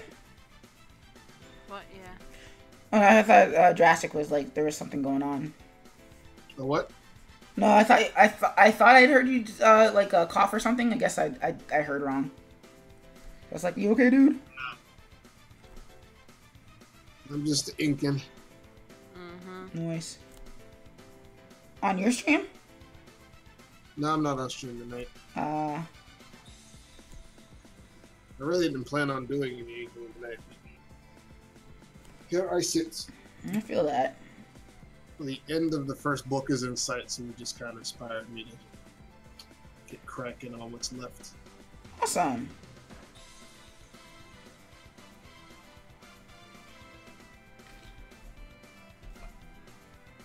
Oh, Jigs, did you, I'll tell you about the Zenkai con tables going on sale? Ah, shit, yeah, I heard that. I saw that. Dude, where is NKaiCon? It's close by if I remember correctly. Isn't it in southern Baltimore? Like Annapolis or something? One was in Pennsylvania. I'm probably mistaking it for something else. You're right, oh, it's in Lancaster. It's still like, it's only like an hour away or something if I saw Is that one of those juried things or what? Yeah. I got rejected last year, and I was like, oh, maybe not want to do that right now. Ooh, I should apply. That sucked. What? That sucked because Jigs is like my partner in crime with the Artist Alley thing. Like, I got it and she didn't. That was just kind of sucky. I feel that. Yeah. I mean, it's fine. With my parents, which was so much fun. How much is NKaiCon normally? Let's To see. attend? Yeah, the Sure, table. to attend. Oh, the table. Table. Hold on. And that's for like Yeah. ZenkaiCon next year, right? Yeah. They're about $120 if I remember correctly. Oh, here it is. Artist Alley. Registration. Will close 9 p.m. Eastern on October 7th. Juried allocation, portfolio, blah, blah, blah. There you go. Cost. With 1 badge, 120. With 2 badges, 160. I was on the money. About the money. Yeah. What was their attendance last year? Because that's what I take into account too. Like, I don't just like if you're a first year con and you're trying to say, yeah, we want $200 for a table, but your attendance is like 1,000 or 2,000 people, I'll be like, no. I don't know what the attendance was. I did pretty damn well last year at the Zenkai Con. It was 5,438 in 2015. They probably don't have the numbers. 2016. Yet. Yeah, it was it's 10 years old. 11 years old, sorry. Started in 2006. So so I'll say, and it always goes up. I'm gonna roughly say probably gonna be 55 to 6,000 people this year. So 120 to me is really good.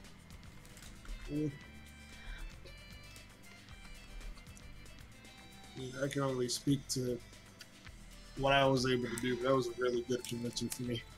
I feel that. That was a convention I was sat like right next to Jamal and Walt too. Yeah. The table right next to mine.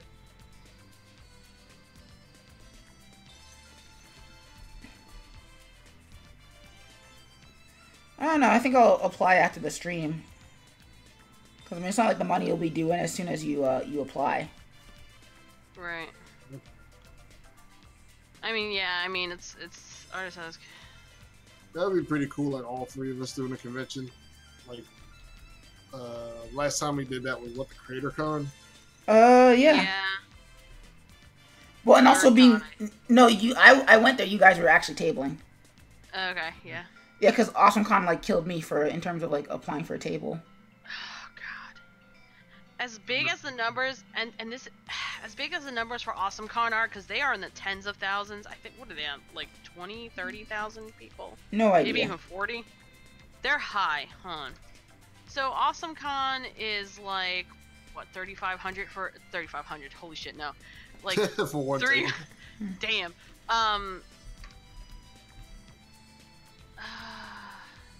It was like three. It was like 350. Yeah, ish. 325. Okay. I'm trying to find. Also, I think that just closed because like Rachel was talking about, and a few other people were talking about how they got in. So I think that closed. Yeah. Applications for next year. To see if you, I was say, no. Also, attendance numbers, please. It grew by 250% in 2014. That's nice.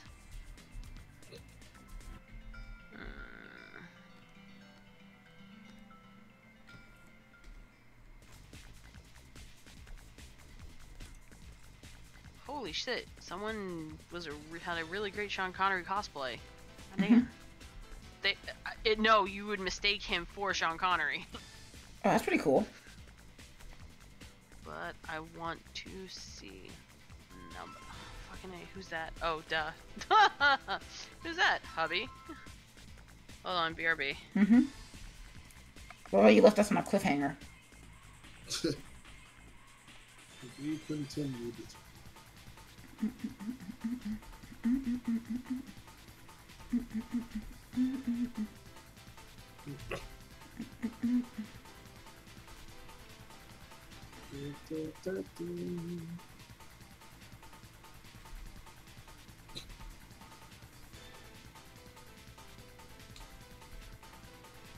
think we're almost done with the scene, which would be great.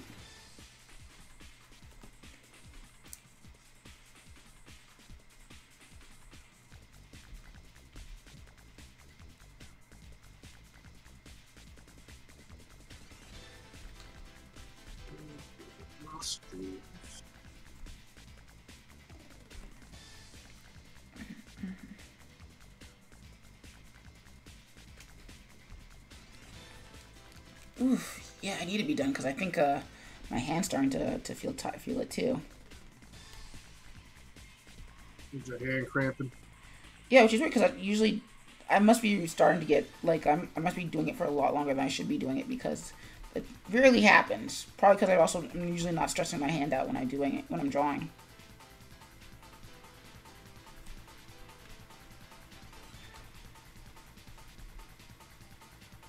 Don't know what stressed my hand out last night at a crab feast. At a what? Crab feast. That sounds It was fun. actually Saturday. It was a crab.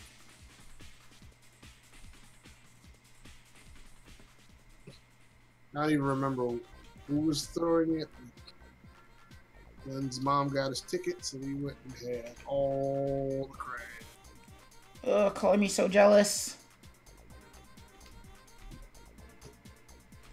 I have not had crabs in a very long time. Not like that, you weirdos. I would say I would hope no one's mind went there, but someone's mind went there. Oh, of course. That low-hanging fruit. Well, I blame the internet for perpetuating that.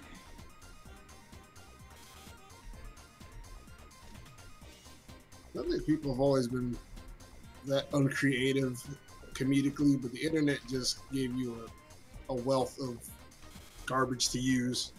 I think the other issue is that it's like the comment section where everybody thinks they're the first person to come up with it. And then they don't check the comments to see that, like, nobody else, to make sure that nobody else came up with it too. So it's like, oh, I'm so funny. It's like, no, yeah, but in aggregate, you're not. Not only that, but you're kind of annoying.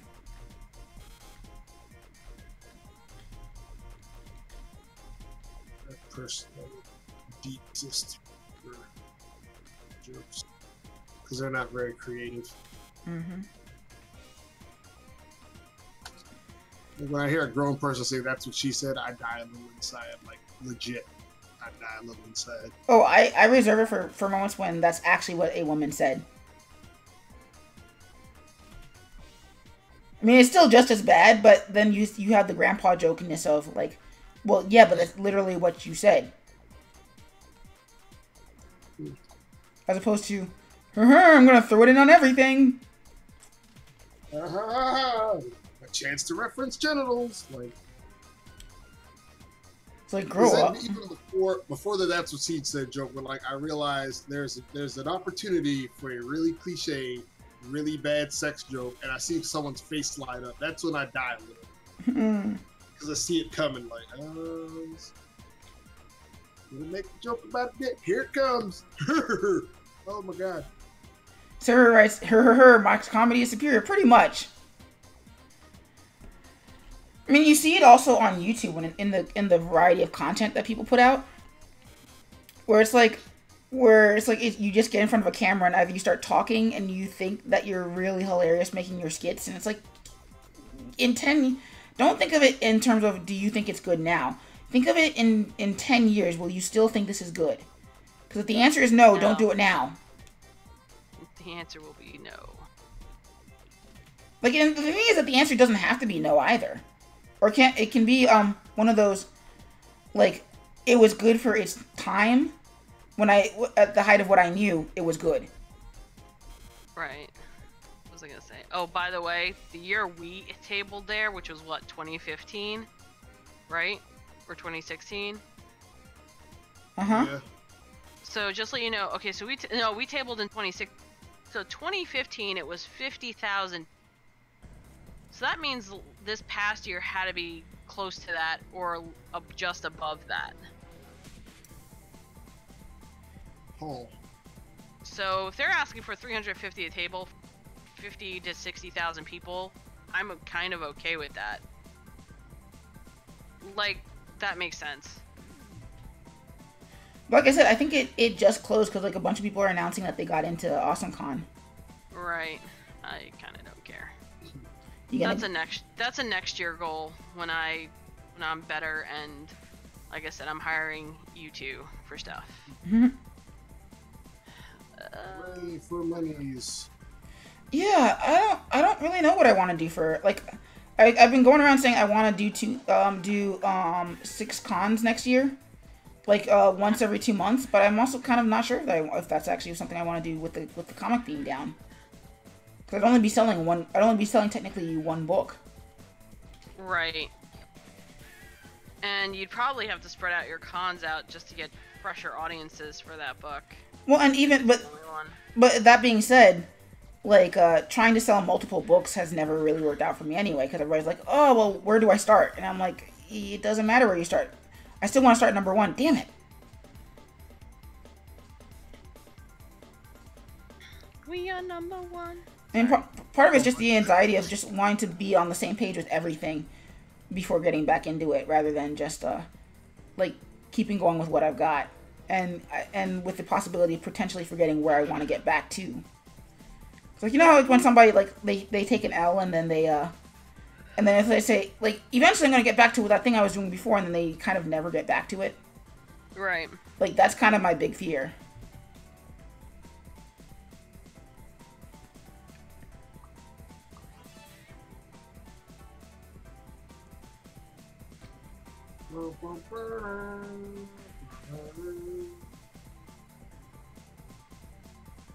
Like I think that like that's kind of the issue that I have with going and like I'm gonna take a hiatus and do Linda tutorials, because I don't want to be like somebody who's just like I'm gonna keep studying the entire time and then keep studying and I'm like, okay, well, when's the next thing that you say you're gonna do is gonna come out? And it's like, when I'm ready. And it's like, but you'll never be ready. Right. At some point, you're gonna have to just take, just like bite the bullet, and just get in there and do it. Right. Okay, we're gonna continue this tomorrow. All I have to do really is get the video in and code the video to the buttons. So, do they need to be re-exported as a different file format, or is it just video in general? Is just Java's kryptonite? I probably have to do it in the Swifties. Really? I mean, it'd be easier, but I'm like, let me see if I can do the whole import as a import from an external file thing, because that's the normal practice. So that's a standard practice. So wait, you're saying like as the actual graphic symbols with all the like vector and crap that I do on normally? Because you gave me the PNG sequence folder. Mm-hmm. So like each frame obviously is one of those one PNG picture. I was thinking of putting. You gave like I can make those into movies, clips. Yeah, no, that's doable. Oh yeah, like just as the sequence within the movie clip. Yeah, like it's a movie clip and each of those PNGs is a frame, obviously. Let's see if I can do that. I'll do that tomorrow. Well, it's doable because I think I did that for that test that I keep showing people on my phone. Right. If it's already done, that's fine. If not, don't worry about it. I'll do it. No, I mean it's not done in what I've given you. Yeah, that's what I'm saying. I'll do it tomorrow. Oh. I was gonna sketch. God, that's not happening now. Well, it doesn't have to. Like, go to bed. Well, at least let me finish this sequence and then go to bed. Okay. Because I mean, the stream's almost done anyway. Oh, I know. I've been up, like you guys know. I get up pretty much at the ass crack of dawn now, so I'm going like, what, 15, 16 hours a day. Yeah, that's the best part about my particular job is that I just like I get up at the ass crack of dawn and then I forget, and then I was like, screw that, I'm gonna sleep for another hour. If it gets me out of helping out, with everybody's morning routine, I will do that. I wish I could do that. No, if I go into work late, like, as long as I don't go in too late, like if I'm in by 9, it's fine. I have to put in like 8.5 hours. So if I'm in at 9, I can't leave till 5:30. Well, no, I don't have to. My thing is I don't have to be in until 11. It just takes an hour and a half to get down there. Ew. I got like a 40-minute drive, and that's with traffic. Jesus. Yeah, well, if I leave early enough, then I can shave down an hour and a half to an hour. But that means like leaving at the ass crack of dawn, which I'm like, I don't like people enough to do that, and I also don't like being in the school enough to do that because people then have this tendency to be like, oh, you're a teacher and you're here now and you're in the classroom where I can find you, so therefore you must be available. I'm like, that's not how this works. I'm telling you, just take off your hat and go sit in a student seat. They'll leave you alone. No, they won't. They won't know you're a professor. Yeah, they do. Oh, they all. Well, yeah, they do now. Just go hide. Is there like a teacher's office you can hide in? I can, but then I don't like that. That's just too quiet for me. It's again the issue for me. The issue is just like I don't mind the students. I just wish that there was a bit of empathy for when I'm available, when I want to be available, and when they straight up and when there's just kind of straight up, you can't read this situation.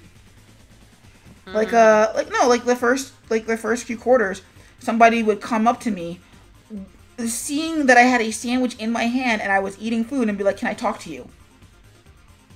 And I'm like, no. What part of this situation implies that I'm ready to talk to you, and I'm ready to talk to anybody? Like if I'm sitting in on somebody else's class, popping jokes, and very clearly working on my own things or working on non-class work related things, or if I'm doing administrative stuff, then fine, talk to me then. If I'm eating a sandwich or my body language implies that I do not want to be talked to, don't talk to me. It's like, God damn it. And I was talking to somebody about it that today. It's those sort of lessons that you're sort of expected to learn on your own, but you should also really be taught those. Like I was saying to somebody about how like this was a while ago back. Like I'm starting to wonder if at the high school level we need to start teaching internet etiquette and best practices. Because I mean it's not like with TV where like you don't have any control over the TV, so it doesn't really matter what you do. Right. But like with Twitter and something where it's on the internet forever and you don't want it to come back to you like 40 years later. Oh, I said the thing in a heated moment on Twitter. Ooh, Demi Trickster writes, "Yo, Demi Trickster, you popped in at like the last possible second." You really did. Cause yeah, he did. Jen's ready to head desk from being sleepy. And she's not the only one. Because I was telling Drastic as I was while you were gone that my hand is starting to cramp up, which is rarely happens while I'm drawing, which means that I should probably stop. I think part of it is because like I haven't taken that half-hour break that I normally take. So yeah, this is what it looks like. That finished sequence looks like. Woo! Ow. This is what the half-hour breaks are for. So yeah. What did you say? What did you call it, Drastic? What I did with the feet? Drastic? Oh, did he fall asleep at his desk again? Is he still in the chat? Hold on, I don't have Discord up. Oh yeah, he's just not he's not active.